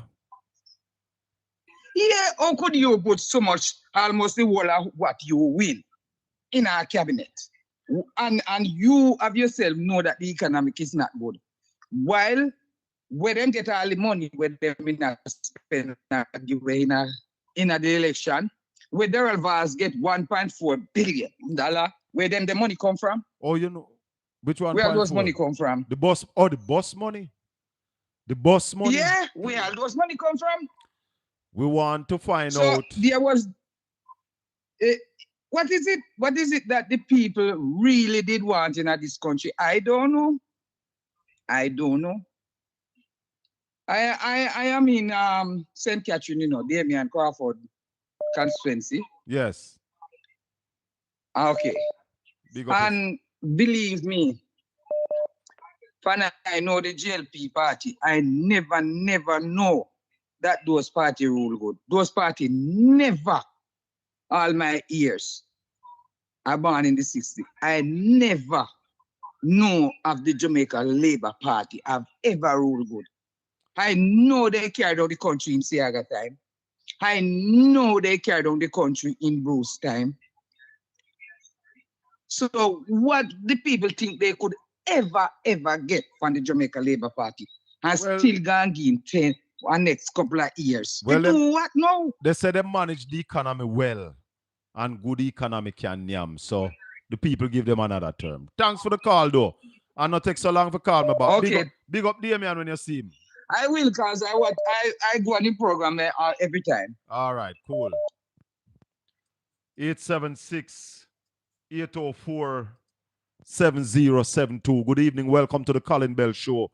We're live on Portland Spice TV. Please subscribe, like, and share. Turn off the instrument in the background. Yes, welcome to the show. Okay, I'm doing that. Good evening, sir. Welcome. Good evening. Yes, Mr. Colin. No, Mr. Colin. May I listen, your man? I'm coming to you, sir. I'm coming to you, sir. She said I'll make sure no one is in the background. Thank you very much. Just Yes, listen to me. Mr. Colin. Yes, ma'am. Go ahead. when I see the behavior of Tufton, I'm amazed in that he knew that he was one of the illicit 8 or 10, whatever. He's one? Me never know say him a one. Then Mr. Colin, somebody I got take, a minister got take $80 million and give to him sweetheart. Hold on, them Yeah? never say. Hold on, them never saying give to his sweetheart. You Them know never. what go? Some what you Take- call it that she have. Be careful. But me I say it that way then. No, but you have to say Contract. it right. You have to say it right. Contract. We can't defame nobody.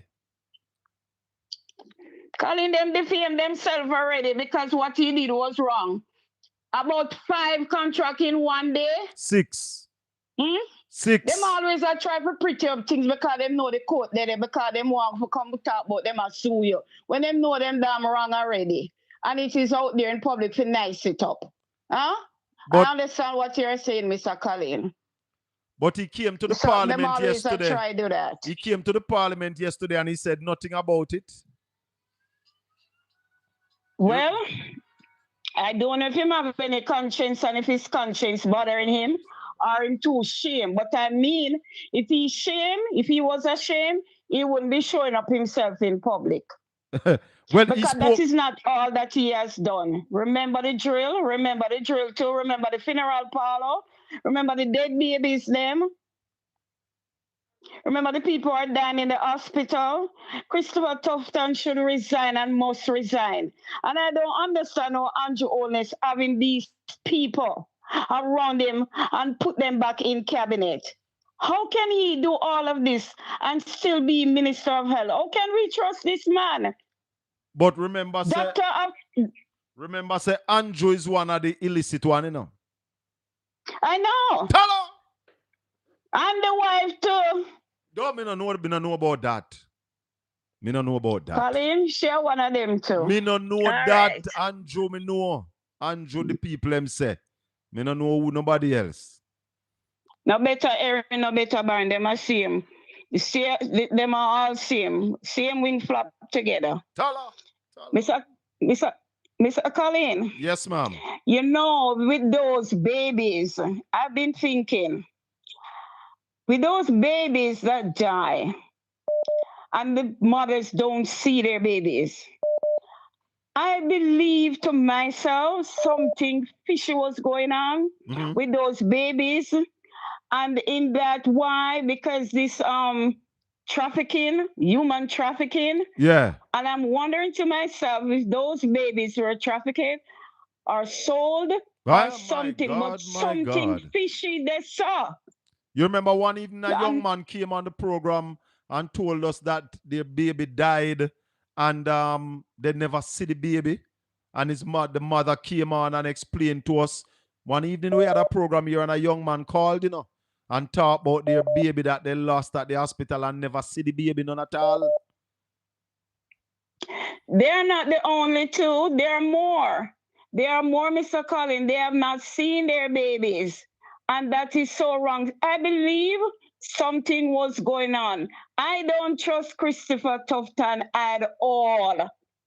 Because when he should be looking about the ministry that he's been getting paid for, him a launch book a foreign. Right?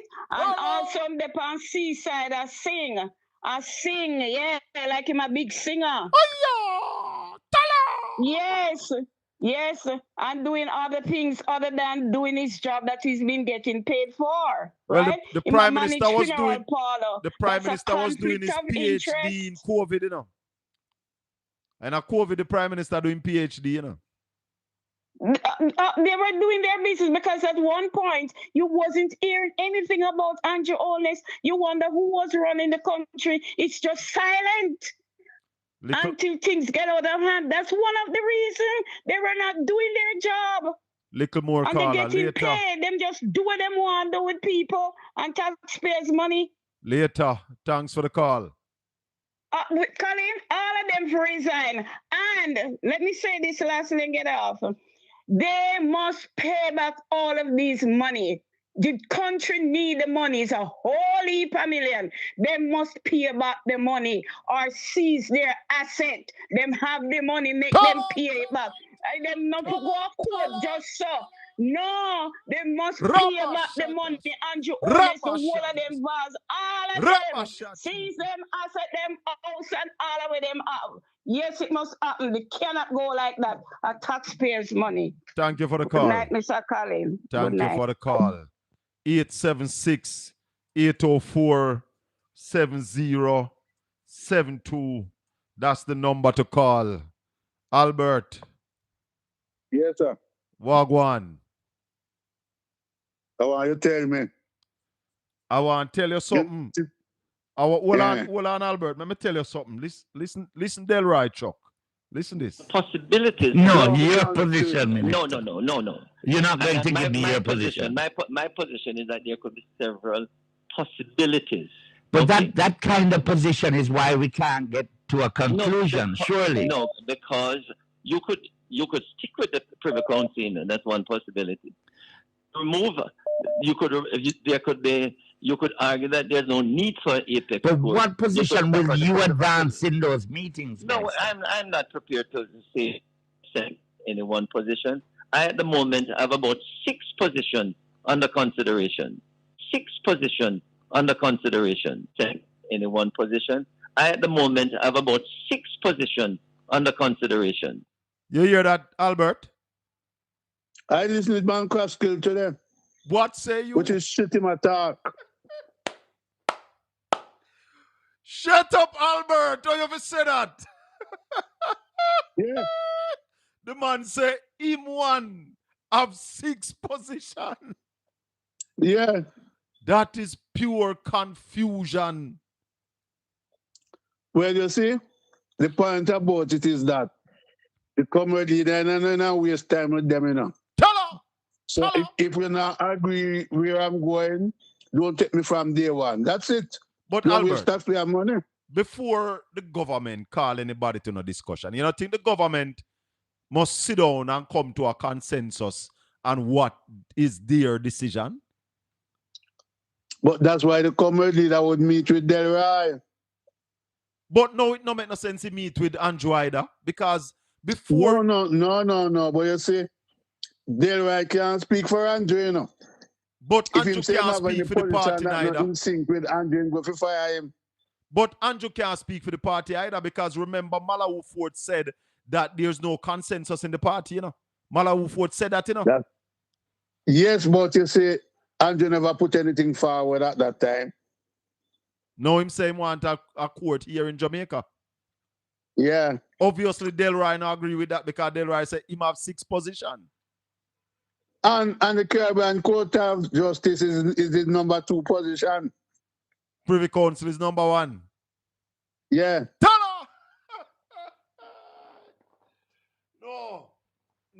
No. This is a confused government, listeners and viewers. The government of Jamaica. Not start yet. Talk to me. Talk to me. Not start yet.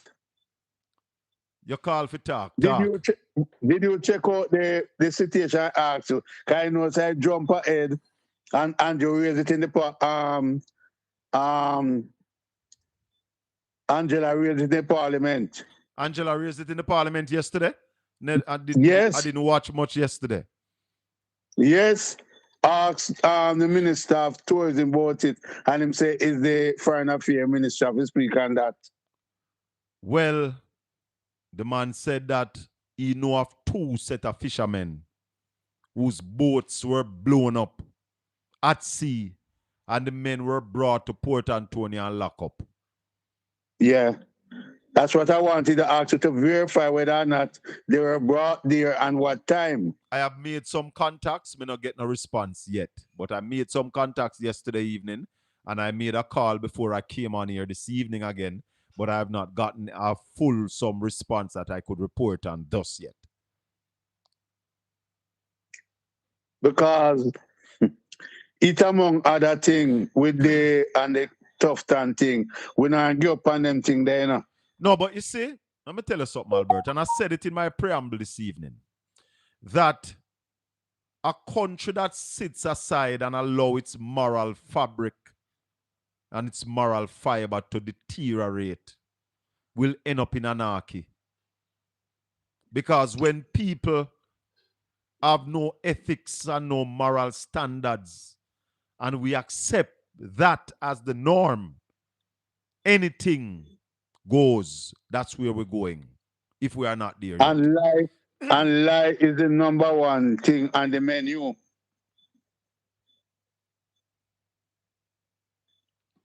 You don't hear me? Yes, man. Yeah. So that's what I asked Simon yesterday, who we must listen to.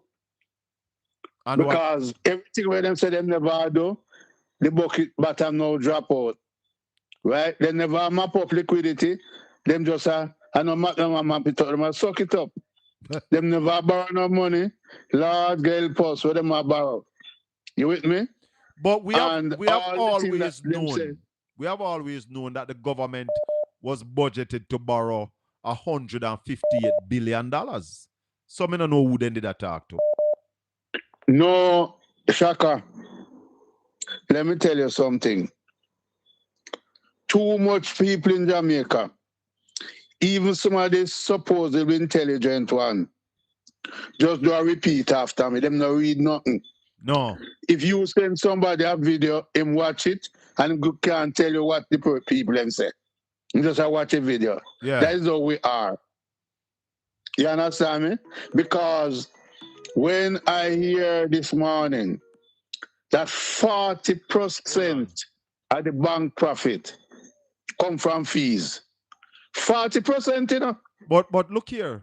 You realize that one of the top banker in Jamaica is now a senator, right? Yes. And my complaint said them are regulated too fast. That the Bank of Jamaica is regulating the banking sector too fast. But I have told people on this program before that the banks are responsible for this government.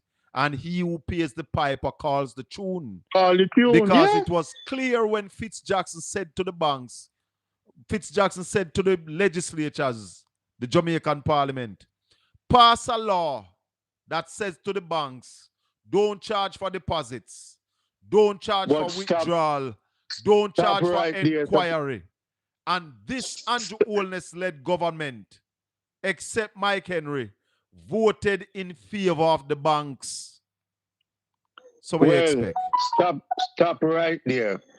Because when I hear that 40% of the profit come from fees, I call him and I say, what happened to the thing? For what? 8 years now. It they can't go nowhere because them not putting it on the agenda. If you not put on the agenda, it cannot be discussed in Parliament. So when I talked to Simon about it, and Simon said that, boy, the man them win and I what them want. Some say even the people them who voted for them feeling pressure from the bank and them don't want them to ease up the bank. But you see, the point about it, too many people don't know what they're voting for. And that's why they take rum and boom and foolishness with us one day supply. Too much of Jamaican people like prostitute. Go to bed tonight and tomorrow morning them can't buy a tea. Yeah. So as long as they don't want it, it will never come back up in Parliament. If it's not on the agenda, it cannot be discussed. But the people, the majority of the voters in Jamaica said that they will pay the fee. Them not have a problem. But I saw it go, Albert. Majority of the people who voted said to Andrew Holness, driver, don't stop at all. Carry the corruption. Go right round the wall. Shaka. Yes, sir. I'm going into a discussion I supposed to pick up any minute. And I can tell I was in one last night. Right? Yes. And if you think I'm lying, next time you try to pick a conversation and ask those who vote if they know what they vote for. And if 1% can tell you doing damn good, Well, Check it out. I will do some asking. Yeah. I will do some asking. Because if you notice, how much people come to you about school, except them not have no money for sending them Finnegan school. They ever come to and talk about the condition of school yet? No. All right. Then if you can't talk about the condition of school and the condition of health center, what you living for? Hold on there, Albert. Hold on. Hello, good evening. Welcome to the Colin Bell Show. Yes, Mr. Fame. Wagwan youth. Yeah. Where I say? Ask a question. Hold on. Kevin Johnson said the GLP has never wanted the creation of the CCJ, so they will circumvent installing it as the final appellate court in Jamaica. Go ahead, my brother. Yeah, the Prime Minister have something to hide. Why would you say that? And because why no want the media to hear where the court at and try to say. Well, I don't know who wanted it to be in camera, but it's something that I am going to try and find out. Him have something to hide, man. Him not comfortable. That's why I'm privatize it. Somebody is saying, can we get Dayton Campbell and Mr. Fulton on the program to discuss the GMO seeds that Floyd Green is bringing in? All right, we'll try. Continue, my brother. The case with the video with the police and the youth them. Yeah. If things are a bit like that, that means a serious thing are going on. Serious time are going, man. Serious time. Police are willing. If police are really planting evidence in people's vehicle, that is dangerous, my brother.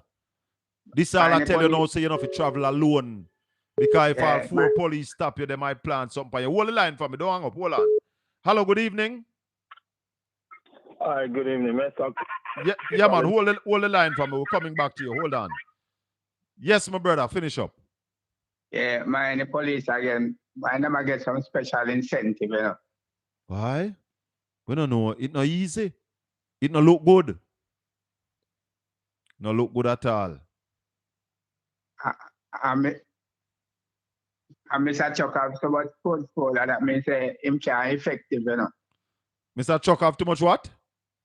So much portfolio. Portfolio? I don't know. 6 of them. No, man. On a portfolio, him say him have 6. Him say him have 6 views on which court should be Jamaica's final court. Okay. Him have 6 different opinions. Okay. He's not sure which court he wants to be Jamaica's final court, but he's now in charge of constitutional reform. What the hell can go so? What the hell can go so? But if you are going to have a republic, you can have the Privy Council as a court. No, man, you can. One example is Trinidad. Trinidad is a republic, but the court name, the court in England, the Privy Council is still the final court for the Trinidadians. Okay. And they are a republic, so it can be done. But if you're going to let the monarch, you have to let everything. But the most important thing with Britain is the court, because really the king not really have no effect on our life, not really do nothing. It is the court that if you want to take a case to the final appellate court, it is inaccessible to the average Jamaican. So that's why we are saying change it to the Caribbean Court of Justice, that more people have access to the final appellate court. You see the international news in China, where the agriculture minister take bribe and them will hang him. Them will execute him. May I listen to you, man? Yeah, you hear me? Go ahead, go again. The the international news out of China. Yeah. Where the agriculture minister. Yeah. Charge to bribe and them are going to execute him. Them are going to execute him. That's why, and if it was in Singapore, it's dangerous too. So when people are talking about Singapore, if Tufton did that Singapore or Andrew did that Singapore, they would not be in the government today for sure. But then they could have broke too. Tell her. And they broke their neck long time. Rabba shala. And the Prime Minister they on the list too. Little more. Somebody's asking where the CCJ is based. I think it's Barbados. I think the CCJ is based in Barbados. I'm not 100% sure right now. Madam Producer, can you just check that for me? You have young youth. You have young. You them young. Yeah, man. Boys them young. Me have boys in a primary school. Primary school. Yes. Why anybody have them boy and 17 and 18, boy, it's a serious thing, you know. Trouble. Because that you fear for them, you know. You fear for all young people right now. Yeah.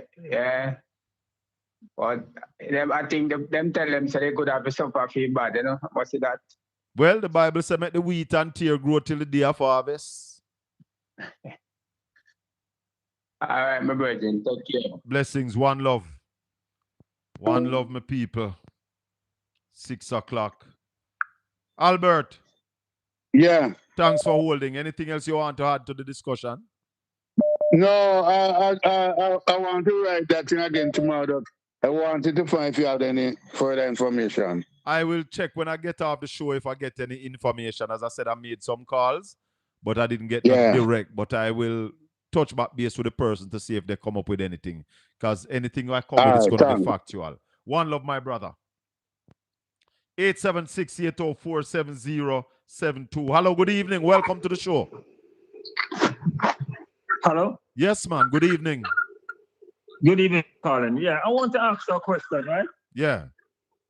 I hear you talking to Sir Alec earlier today. I asked him if the economy broke because the government said good economy. Yeah, man, all of this thing. I'm going to ask you this logically.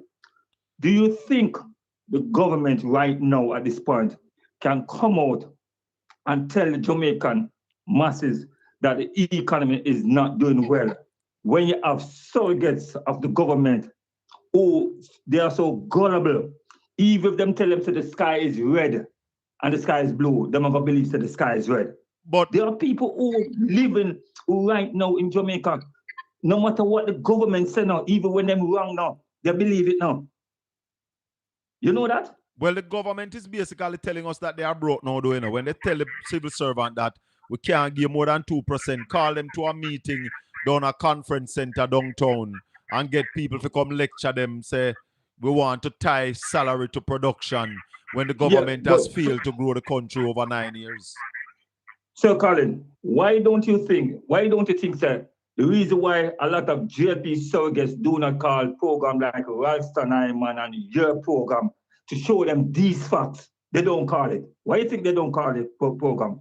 Because they do not want to listen to what you guys are saying because it's not going with their narrative, right? Because all that you're saying and you present the facts in front of them, I can tell you that they believe in their myopic mind that the government, because just like a PR thing, can tell them, so, okay, this is the reason why that is happening and we're doing this, but they are not looking at the reality. So if you can offer your public servants more than 2%, the economy is not growing by not even 1%.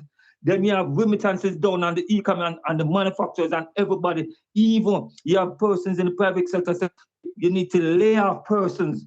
What does that tell you as a common sense man? Objectively, no PNP, no labor, but just an objective person looking at what that is telling you right now. Well, you know what it's telling me? That labor rights don't mean Jamaica good. Because if you are sick, my brother, and you refuse to admit that you're sick and go see a doctor, then you're actually killing yourself. So if me sick and you tell me, say, me no sick, so me no need to go see no doctor, you are now killing me. Okay, I am going to agree with the caller who called earlier, said, a lot of persons them who vote, me bet you any money, a lot of persons them who vote for Labour right. We can tell you that personally. Ask them why them vote for Labour right. Ask them why my and we TikTok got over page, 1% of them. Hold on. My TikTok page is Shaka Fame at TikTok. You have your TV on in the background or something? Because I hear it myself. No. Are you have me on speaker? Take me off a speaker. Yeah, let me take it off. Yeah, man, take me off a speaker. My TikTok page is Shaka Fame at TikTok. And I'm telling you that because I have a post on my TikTok page asking a question, why did you vote for who you voted for? And that video there gone almost 200,000 views. I still getting the feedback, my brethren. So if you have in a head piece, if it's a head piece or you have me on speaker, it's really disturbing. Right. So the video, Jamaicans are looking for the video to tell you exactly what it is titled. All right. See it here. Why did you vote for the party you voted for in the last election? 103,000 views it get. It have 1,033 comments. It makes me wonder if the message was not reaching the people. That's what some people say. Getting a lot of calls also, people needing assistance. I just glancing on some of the comment. You still give, well, okay, because that is about a family member of mine who campaigned for the Labour Party. I link me up for a thing after the election for go school. And I agree with Albert that a lot of people can't give you the reason why they vote, how they vote. It's like right here in Portland. A lot of people are saying that Ms. Vaz do a good job. And I have been saying to them, she fixed about 7 or 8 roads in 6 years that I can point to. I can't really point to nothing else tangible. And I invite anybody, including Yeti Boy, to come on this platform and let's have an honest discussion and explain to the people all the things that Mrs. former MP has done here in Portland. Not a lot. Not a lot. Some of the things that they are claiming, they can't talk to me about them because I know the genesis of these things. I know the genesis, so I can even tell them more than what they know about those projects. For example, they're showing the water project that the colonel of the Maroon, Colonel Warrell Sterling, submit the project to JSIF to run water up a Seaman's Valley to serve people of Windsor, Piggery, and then place there Moortown. And Yeti Boy from Linstead is trying to claim that project, saying that the former MP did it. No. I want to talk to you also this evening about the pileup of garbage here in East Portland. It is not the cause of the new member of parliament. He's not in the 2 months yet. And if after less than 2 months, all the system break down, that means no system never there East Portland. And we're going to have to put in the systems. So, I realize that I have the attention of some permanent GLP vloggers. And I want to tell you all good evening and welcome to the show. Thanks for watching Portland Spice TV. Make certain you subscribe to the channel. Because only those who subscribe can participate in the chat room. And President Fitzroy said, the civil servants, teachers, police, doctors, and nurses will be outsourcing their service to foreign countries. That will increase rapidly. And President, we can't afford that, we need Jamaicans to work in Jamaica.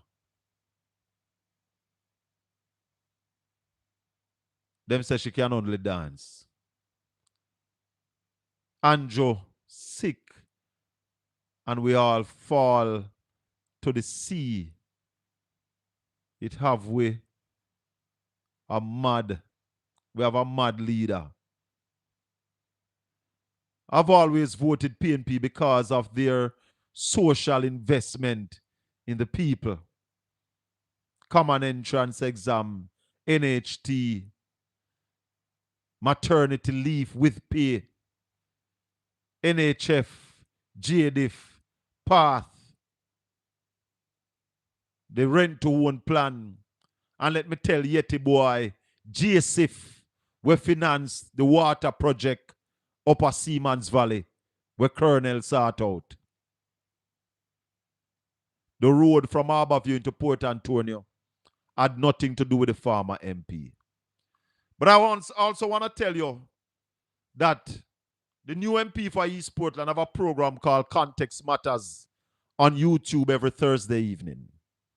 And I suggested to him the other day that he might allow a call-in segment that the people of East Portland and the people of Jamaica can communicate with him on a live broadcast. Mr. Yeti boy, I do live show. You should have been doing that when you had the MP boss. You should have do that when you have the MP. That we could have called and asked you all questions. No, you're putting live show together. It's the MP we did want to talk to. That's why we're voting out. I said it yesterday and the lady called me again. There's a lady in Columbus, Ohio. Madam Producer, she want me to carry her on the program to expose her husband. And I said to her, no pasa and casa on Portland Spice TV. When you and your husband did good, you never want to tell me nothing about him. No, you and him no good. You're not coming on Portland Spice TV to disgrace him. She said to me, but he might try disgrace you. Me say, yes. Let the wheat and tears grow till the day of harvest.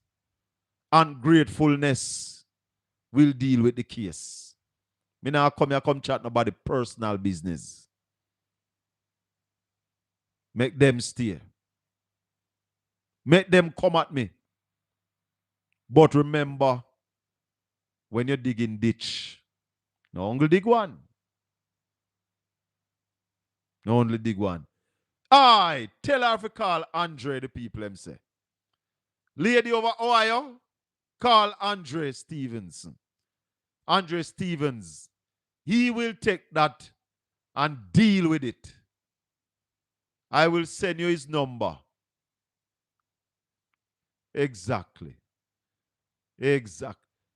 Oh, the fish from the real cobra? Tell him to go, make them care about the fish go put in at the real cobra. Because no fish will take up all them poison from that mud lake. We don't want them in the Rio Grande. Very well. Let me thank Conrad O'Brien for coming on this evening. And remember, we're going to have a program Monday evening. We're adding a new evening. The people calling for more. And we're going to give them more. So, big up Conrad O'Brien for taking time out to talk to us this evening. And remember, his channel is Conrad OB, the fireman, at YouTube. Check him out. Give him a subscription and like up him channel. And of course, we want to thank Al Edwards, financial journalist, spending some time with us this evening as well. Big up yourself, Al. And thank you. Yeah, man. Oh, lady over Ohio, then say you can call Raga Shanti too. He will take the mix up. We don't want the mix up over here, so. Serious thing we are talking about. So, big up all Edwards, big up Conrad O'Brien. Thanks to all the callers, all the viewers, all of you who have liked the video. Big up on yourself. If you have not yet subscribed to Portland Spice TV, please subscribe. Those of you watching on Shaka Film at TikTok, touch the plus. Touch the plus, please, and thanks. Just touch the plus and make we build up the thing, because what we're building is a community of people who means Jamaica well. If you means Jamaica well and want to see Jamaica grow, want to see Jamaica strive, the people live their best life, a peaceful society, a society that we can create wealth for our people, educate our people, good health sector for our people, join this team, Portland Spice TV, and be a part of the crew that means Jamaica well. Thanks, everybody. May the good Lord continue to bless and keep you. Make his face shine upon you and be gracious unto you. The Lord lift up his light and give you his peace until we meet again Saturday morning. One love, my people. Bless up. Conrad O.B., the fireman, at YouTube. Check him out.